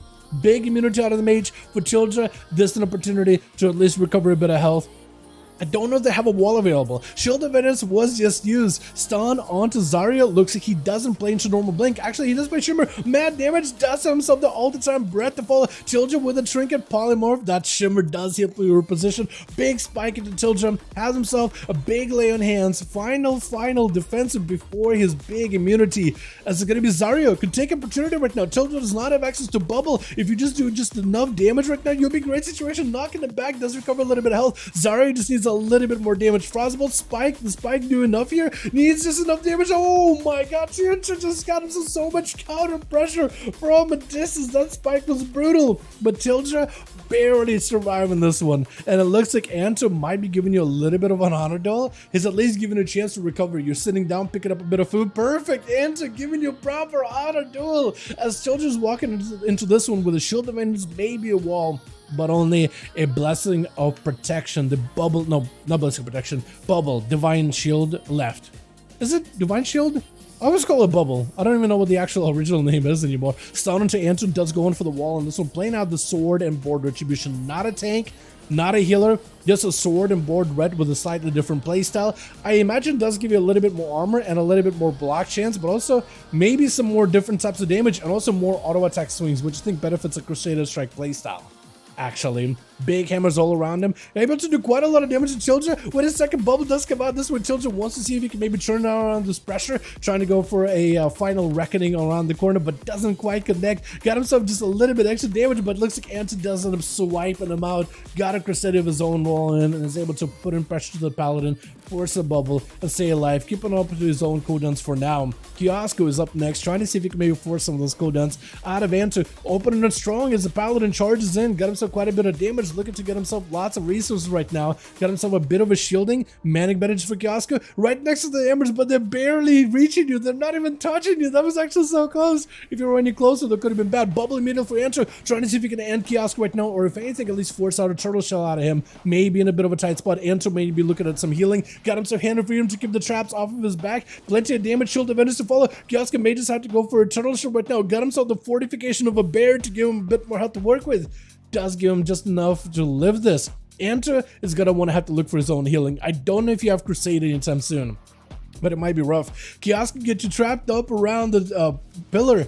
Trinket to follow, try to see if he can end this stun with the stun back. Blessing of Protection, Enter, try to see if he can end this. Kiosk can maybe remove it, does that a purging away. The Blessing of Protection blind to follow as it's going to be Enter backing up out of the Kiosk's cooldowns are to be respected, and Enter is going to play it super slow, super safe as best he can. Traps are down around the corner. Kiosk trying to see if he can swing around. It's going to be his binding shot as well. Enter trying to be very careful. Does get stunned up behind the pillar, but is not really able to evade Kiosk entirely. That's going to be disarmed for just a second. I think still has access to a lot of his abilities either way though. Enter, not in a great spot. May need lay in hands right now. Does he have it? Oh, but a kill shot does pierce past the plated armor of the Paladin. So close, but not quite. Grifka going to be up next. Looking to end this duel. Flare down, gouges. The freezing trap comes out. Is going to be able to maybe respond? Oh no, instead going to try to see if he can hit Grifka with, like, I think, poison. No, explosive shot instead. This is going to be triple cheap shot. Shadow Strike just ends it right then and there. Jayhawk, last one left over on team 1. I don't know if he's going to be able to deal with Grifka like this. I don't really know if he's going to be able to do this effectively. Cone of Cold to follow as Grifka does end up diving away into stealth. Actually, Grifka has everything for this duel. Had to commit nothing into Kiosk, so he could just end Jayhawk right then and there. Actually, Arcane Explosions do get him out. Blink, it's going to be immediate kidney shot off of the cheap shot. Trinket and a breath for Jayhawk with a poly to follow. Trinket immediately for Grifka, trying to get hyper aggressive into an interrupt, and Jayhawk does get knocked back. Rude before he goes in for a proper shadow step. Shadow melt right after into a shadow strike to follow, get himself a bit of a reset. All the time available for Jayhawk as a blind comes out. The blind, I don't know if Jayhawk has any more ability to catch up to Grifka right now though. Might be very limited. Does he go for explosion? Oh, so close. The Cone of Cold almost connected as Grifka does it up, rounding the bend behind the pillar. Jayhawk looking to get himself a little bit of recovery on cooldowns as Grifka swapping out for crippling poison, I guess, over numbing poison. I guess he wants to make sure he establishes slow into Jayhawk, but a freeze. Arcade Surge has a cloak, so it'll be okay. He's gonna cloak immediately. Could be Jayhawk just going for ice block. Does go for the block. Grifka's big immunity to magic damage does get used. Establishing another 10% of Grifka really early on though. Plus also DR. Grifka just needs to wait out until DRs are over, but for Jayhawk at least keeping the rogue at bay. Gouge to follow. Does see himself a big go. Cheap shot, that might be enough. I think it's over. Mayu potentially. Jayhawk barely. Oh, it was a short stump, but it was just enough. I guess DRs weren't even established at all, were they? Children pick it up too. Tony actually slay into, and Grifka finishing off for the end of the night. Well done, well done. Let's get us another going, yeah? I think it should be now Cragar and Alex, I believe. I hope. Unless I got it wrong. But I've been trying to keep up with who is playing next as best as I can. We'll see if it worked out. So it was Jay just now, and it was, I believe, Alex is with Grifka, isn't he? Missing one. It's okay. We'll get you guys up and running in just a bit here. Don't you worry. What I can do is at least I can set you up for... Oh, actually, we can get you a +1. Hold on, invite. I got a +1 for you. Because we have Holy Sound wants to join in, Oblivion wants to join in, got a spot open. Spot open. I don't know how many more of these we're gonna do, but we definitely do have at least one more spot available. And I can invite my man Oblivion as soon as he whispers me something, anything, and we'll be good to go. Man, that shit dead, dude. That is unfortunate. Sometimes it just doesn't proc. It does make me wonder, like, why doesn't it proc sometimes? Yeah, Cragar, definitely gonna get you up next here in a bit. We're in some games now, sadly. All good. All good. So this is what I'm gonna do. I'm gonna make it a duel group. Holy Saya, if you're still around, we'll get you in here. Flashbang equals great duels. Flashbang is not that bad of a map, honestly. Silver, I want to get Silver in, but there's also Holy Saya. Holy Saya queued last time. Him and Obliv wanted to play both. Okay, I'll give it like 10 seconds or so, and I'll pick up Silver. Otherwise, I want to purchase Holy Sai if I can, just because he queued before he expressed interest. So it's almost like I put you guys in a line, right? First come, first serve. Obliv expressed interest. Behind him was Holy Saya. Now Silver. I'm away. Okay, I get you in. Silver, if we got a spot open afterwards, man, I'll definitely try to get you in as well. I'm just trying to go by like interest. Holy Sai was interested in joining. He's been waiting for a good bit too. He's been trying to get in whenever possible. So I'll get him in, but Silver, if another spot opens, there we go. I'll definitely get you in. Hey, with how many people Jayhawk to rotate, it's perfectly fine. We'll definitely get you in when you can. How did that sound? Okay, I'm gonna pass you lead. Okay. Ewing, Alex, and Cragar. Then back to you guys. So what we could do is Cragar versus Alex, and then maybe a Cragar versus Jayhawk, and see how the night goes from there. Cragar and Alex, 5. Let's do Grand again. But Rusty, I haven't played in 5 days. Yo, same. Ever since Baldur's Gate came out this week, man, I've been spending a lot of time in Faerun over Azeroth. So it's been kind of crazy, man. I feel you, though. I feel that on an emotional level. Although we've been raiding, and this raid has been weird. I feel like I figured out Outlaw Rogue even better, and I got a fantastic parts on Sark. Not anything crazy, but I feel like I figured out the spec, and I figured out a good sim, and I figured out a pretty good build. I wanted to get my Rogue a little bit extra reach, but I also wanted to be able to do decent enough damage, and I simmed some stuff, and I got something pretty decent. I kind of want to play around with it some more. It is interesting, but man, this week has been a rough week for us. And I imagine like at least half of our guild are also playing Baldur's Gate, man. So I imagine quite a lot of people are feeling kind of rusty. Although we're probably gonna clock down and do like a 2-day-a-week rating for the next few days, just to make sure we don't get burnt out before 10-1-2, which is gonna be nice, or 10-2, which is gonna be really nice. But we'll see how it goes, and then clock it back up to 3 a day, and then overtime like hell. Hopefully get a Hall of Fame. See how all that goes. The Twitch, how all that goes together. We got ourselves Starbor gonna be first up over on the team 1 with Tony 4 over on the team 2 ready to go. And we got ourselves Cragar on that team 1 together with Fastkills. We got ourselves LFG Hero as well as Rifty with Starbor. Gonna be immediate lasso out of Tony off the bat. Is an enhancement for enhancement. Both enhancement Shaman slightly different in each other's build, but I think both are playing a random ascendance. Whoever gets the first ascendance is gonna activate and probably get the win here. Tony trying to see if he can live through the damage of Starbor. Gonna be the wall together with Guardian for both of the Shamans as they're just colliding. The elements clash together like waves of elements striking each other within the ocean. And Ascendance is going to be first up for Starbor, taking advantage. Mad damage on Tony. Tony trying to see if he can back up out of that Starbor, trying to see if he can end up with those wind strikes. As Tony looking for a bit of recovery. Tony, at this point, he's got to get his own Ascendance as well. That's the only way to equalize this match, but he's trying to play it super safe. Cannot play into RNG. Does not want to rush that Starbor. Does get the Ascendance. Now you want to activate big damage. Going to be the burrow. I don't know if Tony got a burrow of his own. Knocking him around like a tennis ball, but still Tony able to make those wind strikes count and get Starbor's health fairly close to his. Tony 4 getting hit with a lightning last. Starbor wants to see if he can make a play. Big Sunder off of that trinket. Tony 4 does not have one out for the next lasso, but he may not need one. Just trying to see if he can pick up some damage. Gonna be a big bloodlust available. Oh, and the Storm Strike does end up sundering the other Shaman. It was such a close match, but I think Tony might have gotten a handful more procs at the end there versus Starbor.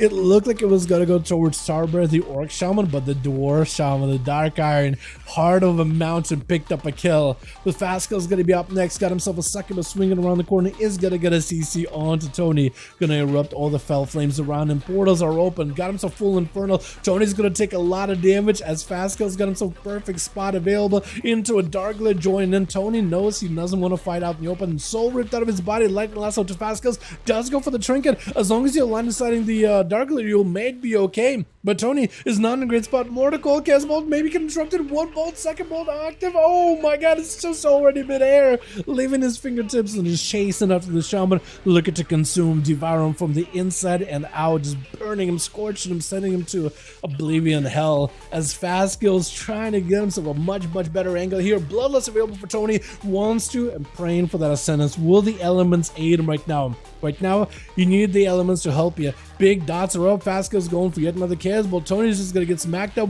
twice with a Blasphemy joining in for the final one. Reflect up, maybe can deal with it somehow. Got himself Wall Guardian. He actually got himself everything. He's just tanking up and trying to see if he can go counter-offensive with Fastkills, as long as he can maybe juke him.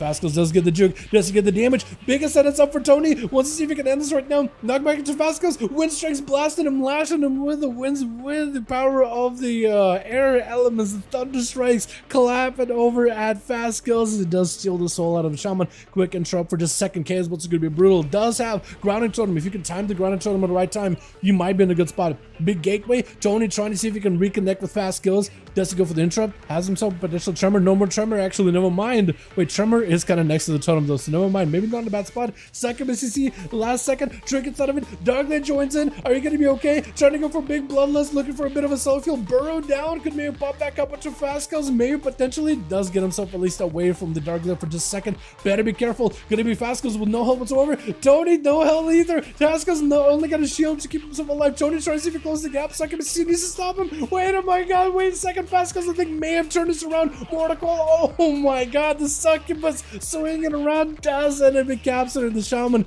letting his steal the kill just then and there. Tony, Anto as a sword-bearing Retribution Paladin, sword and board is going to be up next. My god, that Shaman versus Warlock duel, the succubus snuck around. The MVP of that match specifically. Stun to Cragar as he does himself reflect. Going to be full Crusade available for Anto. Wants to see if he can maybe overpower and ramp up over Cragar. He could potentially do this right now. This could be a good spot. Cragar needs to use everything he can to live this. It's going to be Blessing of Protection. Cannot counteract Anto unless he got himself Shatter. Just trying to see if he can live this. All he can do is just wait and try to see if he can buy himself time. May need to use his big defenses though. Blind to follow. Cragar finally breaks free of the clutches. Can finally strike Anto without any protection guiding him. Stun onto Anto. Cragar finally able to catch up a little bit of healing. Big and Rage Gen getting lots of Valley Fear before Anto can bail out of this out of the way. As Cragar wants to go in for a full burst, wants to see if he can maybe shed the defensive stance, shed the damage reduction he's opposing himself. Does go for defense as a Hammer of Justice comes out for Anto, looking for a bit of recovery, wants to see if he can make a play here. Bubble should be available sometime soonish unless he goes for lay on hands. Cragar does himself a pretty good spot, leaping in, trying to see if he can force a bubble out of Anto. If Anto has himself some counter damage off of a bubble, he'll be in a great spot, but looks like he's more playing defensive, trying to see if he can maybe buy himself some time when until cooldowns are coming back in, maybe hoping for the big Crusade yet again. Cragar mounting up, trying to make sure Anto cannot escape easily. Going to be reflect, defensive stance, expecting the Hammer of Justice anytime out of Anto as he's trying to go for counter pressure. Going to be a disarm. Anto with a final wreck. You know that Anto is going to go for some damage right now. Into a Hand of Freedom, Shockwave for a second, bubble out for Anto. Does he have the damage he needs? Final wreck is available into Cragar. Got him some defensive stance, maybe enough for him just to survive this leaping away. So Anto, it's a choice. Will do chase? Or do you just play defensively? Do you play it slow? Stun as Cragar charges back in. Does shed the defensive stance, but not in a great moment. Anto got him some spinning hammers. The blessings surrounding him as Cragar jumps back in a defensive stance, trying to dampen some of the harm while trying to crack through, open up Anto like a can right now into a full Hand of Freedom. Trinket was used by the Paladin. Cragar next stun could be very, very effective. Got himself Avatar and everything. Anto does not have immunities. He got himself big lay on hands, so he could heal himself, but at 30% dampening. And if Cragar can add the Slaughterhouse debuff, if he's playing that right now, I don't know if he is, but if he can get a couple of rampages, Slaughterhouse, reduce a lot of that healing, make it a lot less worthwhile, it's going to be laying hands early before any of that healing reduction can really ramp up. Cragar with a bit of defense stance for just a second, as it's going to be full Crusade. This is where you want to try to see if you can counter any damage out of Anto. This is the most powerful the Paladin is going to be. If you can just survive this onslaught, you might be okay. Fear before the stun comes out, as Cragar just trying to see if he can back up out of this as best as he can. And Anto, does he have enough damage? Stormbolt to follow. Cragar just looking for a little bit of recovery. Does have himself big defenses, big offensives. I think he may want to try to see if he can save those defenses for somebody else. But for Anto, you may just want to activate those offensive abilities. Those are Paradise Short and cooldown. 7 minutes into the duel, 35% dampening. Cragar doesn't have a trick anymore, so actually may put him on the back foot. Andrew tried to see if he can just kite out Cragar. Hand of Hindrance to slow him down. Look for a bit of resource regen. Does go for the stun as Cragar sheds the defensive stance. It might be a rough, man. Might be rough here. Cragar charging around the corner. Shockwave to follow. Does go for damage. Sees the wall out of Anto. Not deterred. Goes in for Avatar either way though. That or maybe not Avatar, maybe just goes for Odin's Fury. I think it is full Avatar though. Big damage on an Anto. Does go for the Odin's Fury to follow. Shield of Edis lives it just fine. Anto no hold whatsoever. Does he survive this right now? Charged by the Warrior looking for the X-Kit. Does establish it. Next competitor is going to be Baxno the Affliction Warlock. If you can deny him any dots in the opener, you'll be golden, but that's going to be full Sol Red, everything available. Cragar does go into defensive stance. You will definitely have to use defenses. If you can go for an interrupt into Baxno, you'll be golden. Disarming the Warlock, but I don't know if it's going to be able to do much. Cragar does go for big defense, interrupting Paxno, looking for the Bloodthirst as best as possible. He does for himself Warlock Helston, might be able to use it. Going to be gateway down for Paxno as he got himself big Dark Bag. Cragar has a choice, either go behind the pillar or chase up to the Warlock. He got himself the Succubus, so at least he can Bloodthirst off of it. If he can slay the Succubus, that could potentially be yet another impending victory for him. Succubus CC comes out as Paxton goes back in to get full dots. If he goes in for a Dark Glare, that could be really bad for Cragar. Leaping back in, trying to put pressure onto Paxna, charge to follow, shockwave right after, trinket for Paxna, as Cragar got himself Avatar. Definitely want to be bloodthirsty enough of anything. That succubus right next to you would be a good fuel of health. Bloodthirst barely giving you health of 44% dampening, but it's better than absolutely nothing. Impending Venture to follow. Mordecai sent in, did have himself reflect, trinkets out of this one, gonna be Paxton trying to go for a bit of a UA. Cragar not going in for an interrupt just yet, trying to see if he could save his Strongbolt instead. Does end up going in for an interrupt. I think one of the abilities, Drain Soul to follow, might be enough. Paxton looking to end this. Wall is available. Drain life, but maybe not enough. Oh, Cragar does end up taking the second one with Grifka. Oh my god, that's a Grifka. I was gonna say at least send Zario at him or something, anything. Just somebody that isn't gonna just end up sniping him out in the opener. LFG Hero going in for a little bit of a disengage, charging after Grifka, dust finding him out in the open. I don't even think he even used the Spectre Sight to find the rogue. He can more or less guess where he's gonna be. Cheap shot to follow. Grifka trying to go for maybe Secret Technique. Unless he's already used that on Cragar. Might have already sent it on Cragar earlier. LFG Hero trying not to let you go anywhere whatsoever. Grifka is going to try to see if you can bail out of there using the sprint. LFG does have a lot of mobility, so you could always reconnect with Grifka. But he could also slay the demon. Does end up slaying the demon. I think this is where Spectre Sight is in, yeah? No, not yet. Trying to find the rogue. Unable to. Spectre Sight, I guess not available. Grifka with a cheap shot opener. LFG with a trinket into yet another cheap shot. What a timing for this rogue into and imprison. Sigil of Fear could potentially be lots of damage for LFG. This is going for a big setup. Hunt to follow. Cloak of Shadows for Grifka. LFG trying to see if he could dash past him. Darkness down. May not be enough. Gouge to follow. Grifka super low on health. Does still have a trinket. So for LFG, this is not a great spot to be in. Into a big I-beam. Maybe flies up in air. Metamorphosis. Does he get a judge? Oh, if only he gets to immune a stun or something. If he could Metamorphosis Ache. Get the shot. He could have immuned it and maybe would have been able to do some damage to Grifka. Vanish to follow as the fire is building up. Rifty trying to give Grifka any opportunity to find recovery. Smoke bomb down for the rogue as he's dancing his worries away. Sap onto Rifty. And Grifka, I think, made it out of there just fine. Rifty is going to have to use something, anything to find this rogue. Shift in power. The rogue is nowhere nearby. The eyes are active for both of them. Grifka has himself 20 seconds on the Shadow Blades. Still holding on to a cheat death. No Cloak of Shadows for a while, but between that, Vanish, Blinds, he might be just fine. 5 days apparently until his next Shadow Dance is available. I don't know how that works out. What the math on that? Imagine if that was a real cooldown of Shadow Dance, 5 days. You could use it only once every 5 days. Good luck. Every 5 days, you're like, all right, time to Q Arena. I got one use out of it. All right, 1 Q, done. That's it. See this class in another 5 days. Big damage on Rifty. Has himself the ultra time, so at least able to reverse all these worries back versus Grifka.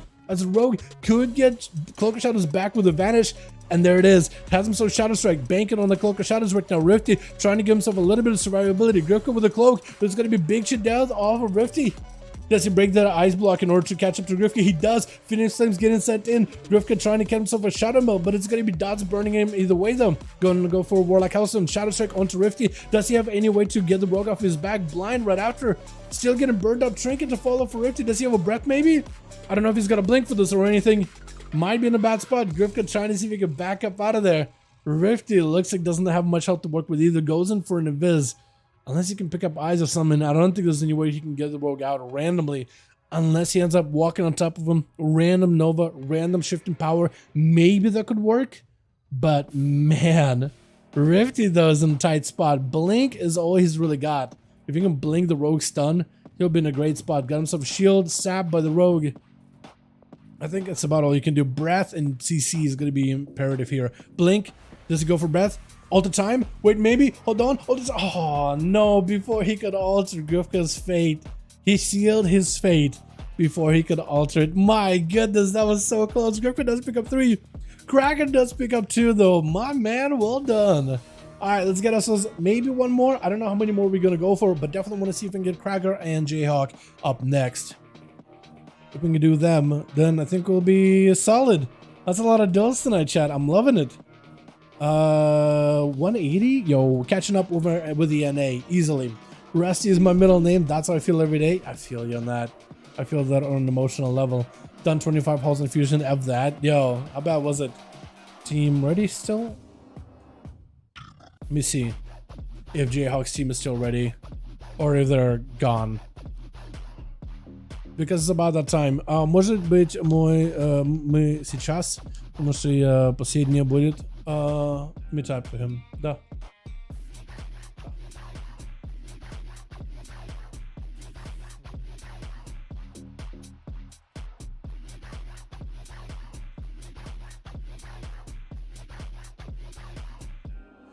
Here we go.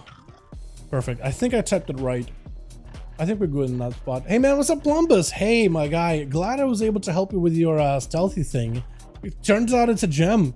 I don't really play around with a lot of gems when I used Onyx Element. Right now, nobody really uses it because they nerfed it. But the gems I used to use are the Twilight, the one that you have. Then there's like a Bloodstone, which is a heal and a damage stone. So Twilight works with it really well. And then there's the Maraudal. Sounds good, Alex. All good, my man. Thanks so much for popping in. Appreciate you. Thank you. Hopefully you're hearing me on stream, my man. But yeah, we have Bloodstone, which is what we worked. Shockstone for AoE or Froststone for single target. But that one, it's silly, I know, but maybe that's what they're like, all right, we don't want you to use in the ring anymore. It's weird that they couldn't fix some of those things. And I wonder if other classes to match.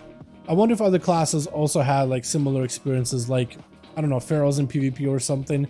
I mean, I guess you didn't really use the ring in PvP, but I imagine like Pharaoh's openers, if you use the wrong set of gems. It's just like, I can't ever get my prowl on in the opener. I can't get my rakes off. When I press Incarnate, I press Stealth, it just knocks me out. After playing class for 3 months, regional looks chaotic. Dude, Shane, I imagine, dude. I imagine. I'm excited for Classic Hardcore, by the way. How about you? Can I join RST? Definitely. It's probably going to be the last one for EU, but next week you join EU. If you're NA, we'll be doing this tomorrow. Yeah, Swirly Mojo. It's weird. I don't know how that worked out, but apparently it did. All right, Jayhawk, Cragar, TY for joining, bud. Appreciate it. Loved seeing you in these. Thank you so much, Alex, for joining. I appreciate you. Thank you so much for organizing groups. It helps out tremendously. Thank you. Cragar and Jayhawk team gonna be probably the last one for the night, unless we end up making a special case. But we're gonna give these boys their proper go. No more Grifka, but Plush is gonna be taking on the role on the Rogue. Holy Saya joins in as a Paladin. We got Tilda as well. I want to see if Holy Saya is doing this shielded red thing too, because that's been kind of more common, sorta. Only Miss Rachel also competing his duels. Dude, the duels are really fun. I'm hoping they announce more stuff for 10.2, maybe even more class changes like PvP stuff this weekend, or if or even at least like 10.1.7. I would love for them to do like a big PvP overhaul, do a bunch of class adjustments, take classes that don't get played, buff them, take classes that are overrepresented, nerf them, you know what I mean? I make some big adjustments to give the game like a little bit more freedom, and also make it a more rewarding to queue solo, and even if you get in a lower bracket, not your fault, right? To get some kind of a reward. I would love to see that. And maybe some 10.2 stuff. Please save, just add to 25. Oh no. Switch it. No. Gotta be Plush first up versus LFG Hero. Immediate Trinket trying to see if he can go for a stun, but a Blur is up for the Demon Hunter. Plush seeing the defensive of Blur, trying to see if he can bail out of there. Maybe go again, have himself a second round, second shot over versus LFG. Gotta be Glaives getting thrown into a full strike. What is it? Fell Rush? No, not Fell Rush. It is a Fell Charge. I don't even know what the ability is called. Fear onto Plush with a big horn. Stun right after as LFG Hero just blasted him out. Chaos Incarnate. Man's left with no health whatsoever. Plush with the Cloak of Shadows and is able to shed all those dots, all the debuffs off of himself with a vanish right after. LFG looking for him. Darkness down, anticipating the Rogue's go, anticipating his stun. There's a Rogue desperately trying to see if he can claw back the victory. Secret Technique does end up fighting right through the defensive LFG into a full. Even his defensive cloak gets activated as the Spore Cloak comes to save him blind onto the Demon Hunter into a Sigil of Fire as the Rogue drops down Smoke Bomb. Could be anyone's game. Stun on Plush. Does he have an answer here? I think it just might be over. Big disengage. Does it take him? Ooh, as he explodes the Demon, the Viscera flies in all directions. Blades flying, and the Rogue does get nicked by them. With Jayhawk going to be up next, trying to go for Poly. LFG Hero better be playing to his strengths here. Versus a Mage, you have mobility, but the Roots, the Polys, the breaths. That could be deadly. If you can avoid him, you'll be golden. As he's trying to see if he can make it happen, imprison the mage from a distance, trying to see if he can deny the go of Polys, the go of the Ring of Frost. Going to be missiles to follow. If you could also remove, massive damage on a Jayhawk, that all the time going to reverse all that damage. But if you can deal with that as a Blood Oath, if you could purge it, even as a Demon Hunter with Dispel Magic, that'd be gold. And throwing out glaives over a Jay with a freeze to follow, trying to see if you can get yourself a little bit of that recovery. Shifting power out for Jayhawk as he got himself lots of recovery, lots of healing, lots of cooldown recovery as well. I guess cooldown healing too, in a way, if you think about it, like as you know what I mean. I hope you know what I mean. Stun onto Jayhawk as it's going to be LFG, trying to see if he can get himself a little bit of line of sight. Looking for approaches on Jay. Why he's got a little bit of cover of darkness. Full I-beam interrupted. Jayhawk and no help whatsoever. Icebox to fall. Looks like the Demon Hunter is able to force himself on a Jayhawk. Well done, well done. Trying to see if he can run. Trying to see if he can juke him. Oh my god. I love that. Blade Dance does catch him into a bit of a disengage. Ooh, into a fell rush the Alter Time and the blinks for Jayhawk, trying to see if he can deal with the damage over time. Alter Time still on him, I think. Is it? Or no? Trick out of Jayhawk. Knockback of G-Hero has a demon chasing with him. And it's actually going to attack you out of the polymorph. Wait, this is good. But a second. Oh, the demon does break out of the poly. That is perfect for LFG. He's actually fine getting hit by demon. He doesn't do that much damage, but enough to break CC like a poly, like a fear, like any of those other things. Freezing trap. It is kind of perfect. Shifting power onto Jayhawk as LFG is trying to see if he can swing around. Breath right in his face. Poly finally gets properly established. Jayhawk looking to unleash the hell. Oh, but LFG does break out of the poly a little bit early. Started Jay, catches him running in place all the time, barely keeping him alive, but then slashes right through the mage, sealing his fate and stealing his soul. Well done. Is LFG gonna have to go versus a proper hunter? A demon hunter versus a normal hunter. I wonder which one of those two wins, because both of them are kind of squishy and both of them are very cooldown reliant. So we'll see which one ends up winning. Metamorphosis out for LFG, trying to see if you can immune any stuns or any damage off of Jayhawk, or Kiosk rather. I'm so used to say Jayhawk after I say his name a couple of times in a row. Gonna be that Infernal Join in. Could be pretty good, especially against freezing traps. LFG trying to see if he could fight at the Triceratops pet of Kiosk, whatever he can't reach the hunter. Got himself a bit of a blade rush. It's gonna be a full burst at a Kiosk, and this is where LFG wants to treat Kiosk's cooldowns with coordinated assaults and those big nasty kill shots with very much respect. As much respect and reverence as you can. Full fear onto Kiosk, big hunter follow into turtle shell as he goes in for a freezing trap rush. The pet does break him out, hoping to maybe get himself another demon summoned up to get him out of more CC. Stun to Kiosk. Is it going to be enough damage? Second stun right after. LFG with an I-beam. Nothing can stop him right now. Is it going to be charging through a binding shot which stuns him for a second. Kiosk looking to pick up some damage. LFG trying to see if he can take the cover. Oh my god, does end up taking out Kiosk. Last second stun. It is super DR, trying to see if he can get away from Tilja. I don't know how that's going to happen. Once you're going to imprison something, anything fierce, Sigil, maybe can make that work. I think it's about the only thing you got that can maybe keep you alive. Trying to see if he can bail away from Tilja. Can he do it? He needs to find an escape. He has blur, but that's really about it. Sigil of Fear. I don't know if you can time it. I don't know if you can place it in the right spot. Maybe though. Charge it past you with a stun right after. Trying to see if he can stay with you as best as he can. Needs a demon summon into an prison. Does he have any mobility? Demon eyes with the metamorphosis. At least get himself demon form for a second. Get himself a bit of leech. But at this point, might be in a bit of a rough spot. LFG barely surviving this, but narrowly. Tilja does pop Shield of Vengeance. LFG no help whatsoever. Just a hammer slam away. Just a judgment away from death. Does he get the range? He doesn't quite pick up the range though. LFG looking to pick up a little bit of health. May have to go for darkness. Doesn't have it for a while either. Was that an AoE stun? That might have been unfortunate. Into a disengage for just a second. Charging out. Are you still alive? Oh, Summon got you though. Summon kept you down. I don't know what it was, but the Demon Hunter played his hand super well. Honestly, there was no way I think you were going to survive Sidra. There was no opportunity for you. Unless you got a demon proc, went full meta, and then somehow just picked up a lot of leech health, that would have been the play. Childra having to pop a lot of big defenses versus Rifty, who's just not giving opportunity. Layered Hands was used really early. Wait a second. Oh, Rifty just ended up striking it down, sundering you with his flames of phoenixes, man. That lay on hands, he was able just to fight right through all that healing instantly as Rifty looking for a bit of a reset.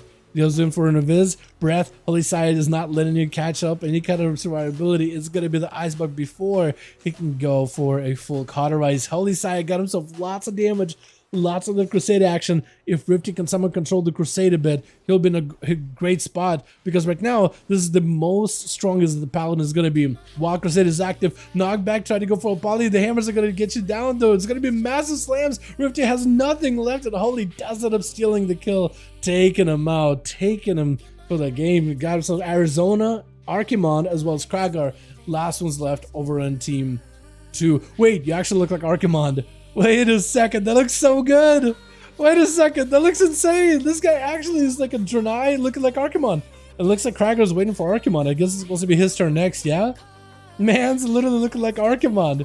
Is it going to be Arizona? Looks like Arizona ends up rushing out, I guess, instead. Trying to see if they can fight the Holy Saya, as the Paladin got himself Blaze Justice, not playing that weird Paladin shield, sword, and board build. Instead, proper two-hander. Trinkets out of the freezing trap for Arizona. This could be good. Does go for the fortification of the bear just to give himself a little bit of survivability. Throwing in grenades over into Holy Saya, trying to see if they can back up out of there. It's going to be big defense, a big silence onto Holy Saya. It's also going to reduce some of his healing as well. It is able to remove the poisons, though, with the quick cleanse of a Paladin. Arizona, while they're playing around the pillars, this is a pretty good spot to be in. They got steel trap, they got charge trap, they can go for freezing traps as well as binding shots, and Holy Saya has to play all around these things. It is going to be grenade stun, and Holy Saya has to make a move, does go for the bubble, try to see if he can break past the stun of a binding shot. Stun into Arizona, holding onto the trinket for a good bit, though, knowing the Holy Saya does not have wings. This is going to be not the strongest the Paladin is going to be. He wants to make sure they save a trinket for the next big set of wings. Into a freezing trap as they go on for a hand of freedom. If you can remove that hand of freedom, you'll be golden, in particular, especially as the Paladin is walking through a charge trap, trudging through the... Wait, what? He get hit Archimon? Archimon hits him back. He's like, hey, get away from me. Wait, whoa, no, you pet. Pet's dude, hold on a second. I don't think he meant to hit you. As Arizona does back up out of the entirely, goes into a position to another side of the arena. Stun into Holy Saya while they're out in the open. Arizona does not want to fight Holy Saya in melee, just throwing in grenades, explosive traps, split shots, everything. Binding shot does go for the trinket. It is going to be big damage on Arizona with the freezing trap to stop him, as it is wings out of the Paladin. Arizona just needs survivability. I don't know if you can pick yourself a camo or something, anything, but if you can pick up a camo, you'll be in a good spot. Needs recovery, is going to send out the pet just to keep Holy Saya engaged with something, anything, but all this damage is just going to go into your pet. Eventually that pet is probably going to die, though. That is a lot of pressure, pulling the pet back just to get the Spiritman on it. Why do you keep hitting Archimon? I keep noticing your random blades is just as Archimon. Are you just like targeting or something? I don't understand. Arizona trying to get away, might be in a bad spot. Pet sack for a second. That's going to be Holy Side trying to see if we can end the duel right now. Hammer's flying in, turtle shell last second, throwing attention onto the pet. That's going to be also aspect of what is it, bear ferocity? No, aspect of the bear. What is it called? It's the bear buff. Bear's 40. I think it's 42 of the bear buff that gives you a little bit extra health, kind of like a rallying cry for hunters. Stun with an explosive shot to follow. Holy Side trying to see if we can fight through the poison. It's going to slow you, and then it's going to reduce your healing as well as damage into a binding shot right after. Arizona just doesn't really have the damage at the moment. Do they have the coordinated assault? Because if they have the coordinated assault, because all you have is a blessing of protection, if they can remove the blessing of protection from you, they'll be golden. But right now I think Arizona knows they need to be very, very careful. Next Hodge could be really deadly. Has himself the human racial backup, so you could use that in order to recover, but it's gonna go for a bit of a camo, a little bit of recovery, and maybe some manic bandages to recuperate and mend the wounds. But Holy Side is kind of waiting for the hunter. There is eyes available on either side of the arena. Honestly, not a bad idea to pick them up, especially if you can get yourself an angle and a drop. Arizona, before that can happen, trying to see if they can get you tagged up. Holy Side is around the pillar, so you can use that to cover his approach, but this is going to be a pillar ridden with traps left and right. Hand of Freedom is going to be able to get you out of some of these. Stun onto Arizona, does go for the normal trinket, breaking out of there. There is going to be wings, definitely has to play actively here. You definitely have to pop a cooldown while dealing with the Paladin while they're fully empowered. Freezing trap to stop one place for just a second as the hunter bails out of there for just a moment. Again, you keep throwing hammers at Archimon. I know he looks like the big demonic lord, but you can't be beating this guy up unless it's just like a random hammer. It looked like Hammer Wrath for sure. Do you know him or something? Is that a friend or something? I don't understand. That, or maybe you don't get as many resources off of him than the pet or something? I have no idea. I have no clue, honestly. Holy Sire, though, I don't know if Wings are coming back up, but he definitely got bubble back up, so he's got himself the pure immunity. For Arizona, are you trying to play into dampening? Now I'm starting to think that so far the Hunter hasn't gone super aggressive with Holy Saya. I'm wondering if they're playing into that hard dampening, maybe trying to use the dampening to put pressure onto Holy, maybe using the pet with a mortar strike effect to kind of increase the effectiveness of the dampening as well. 25% on top of 63 that we got. Judge Shotgun going to be up for Arizona. It's a pretty good opportunity, able to get quite a bit of damage onto Holy Saya, absolutely ripping him apart right now. Stun around the corner, going to be a bubble. Arizona definitely needs to have an answer here. Does not have a human ratio for the stun. Perfect opportunity for Holy Saya to make a play, but no Wings to back up that damage, so it's going to be not enough to take down Arizona in a single swing. Turtle shell for the Hunter, laying all the traps, or going to be Holy Saya back it up out of there. I think Arizona right now could push in and make an effort. No more stun for Holy Saya for a while. Wings probably not going to be available for a good bit. I think that's where you want to maybe commit a bunch of damage, but they're definitely playing it super slow and steady as best as they can. And I think they are playing some dampening, just trying to dampen out Holy Saya entirely, where lane hands won't do anything. 68% plus 125. So you just need like, wait, you need like 7% more, and you basically can create 100% dampening. So the longer you wait, I guess the better it's gonna be. Holy Saya with a hand of freedom, charging out, freezing trap stops him, is going to be able to trinket out of it. Arizona opportunity to go for a stun, trinkets out of this one into a binding shot into Holy Saya. Maybe opportunity just to go for damage. No, just playing super rage, does not want to touch Holy Saya at all. Laying the traps in front of him, got himself the aspect of the eagle, wants to throw in a couple of those Mongoose bites, stun around the corner. Holy Saya is going to run to the trap, binding shot to follow. Can you remove it? If Arizona can maybe trank it off of him, he might be fine. Maybe not running trank. Maybe that's why they're playing super careful with it. Freezing trap to Faller could maybe go for a dot. It's going to go for explosive shot onto Holy Saya. It's going to do, I think, quite a bit of damage, actually. Kill shot could be the end of it. Holy Saya does have Wings back up, so he's trying to see if he can ramp up off of the bed. Next stun for Holy Saya could maybe help him win the kill. Hold on. Stun, but no, it's stun went on the bow. What is going on? Hold on a second. He stunned the pet instead of the Hunter. And I saw that cheeky little shot from Archimod. I saw that. My goodness, that was a long one. The Demon Hunter does end up slaughtering 3 either way, though. Was that Sentry? I just noticed. Now it's a yeah, oh my god, it is Sentry. Hold on. How do you say this? How do you say this? NRAVETSA. Okay, hold on. Let me let him know. I thought for a second, like, why does Archimon look so familiar? And I just figured out at the end, one Sentry messaged me. I thought, oh, that's why. That's why. That's a good mog. Sorry, Sentry never really got to play much. Then it was who was damp, dude. It was a rough one, man. It was so close. I feel like it was a rough one. So I don't even know if he would have won that one. But if you got a stun, full damage, big burst, that could have been amazing. But it's so close. It's okay, man. Just gotta brush the rust off. Yeah, happens. Honestly, happens. Trash match. It definitely was a mismatch for the Paladin, especially when playing against a Hunter with a full dampener.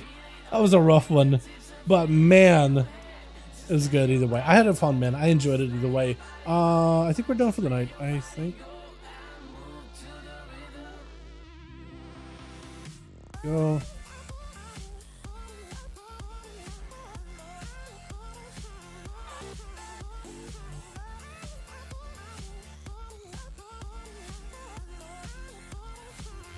Hold on, let me just set up the reality for Jayhawk, just so I can put a note. Hold on.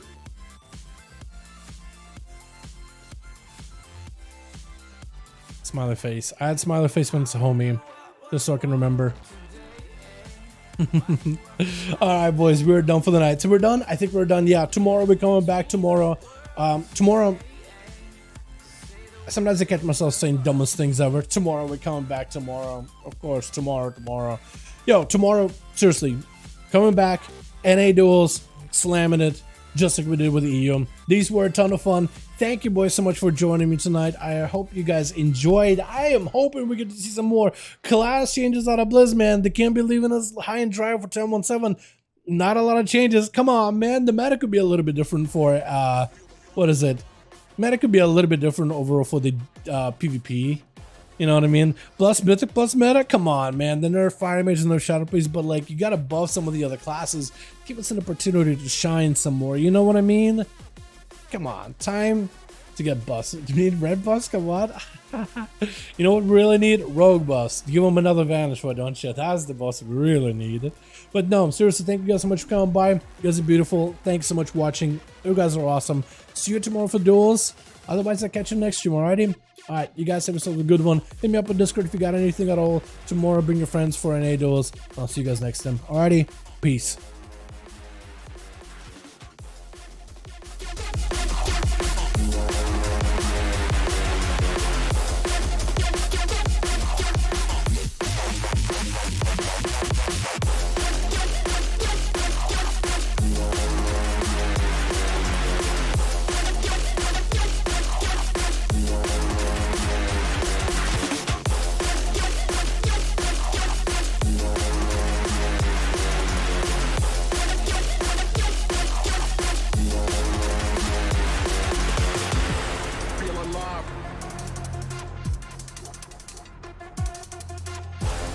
Feel the vibe.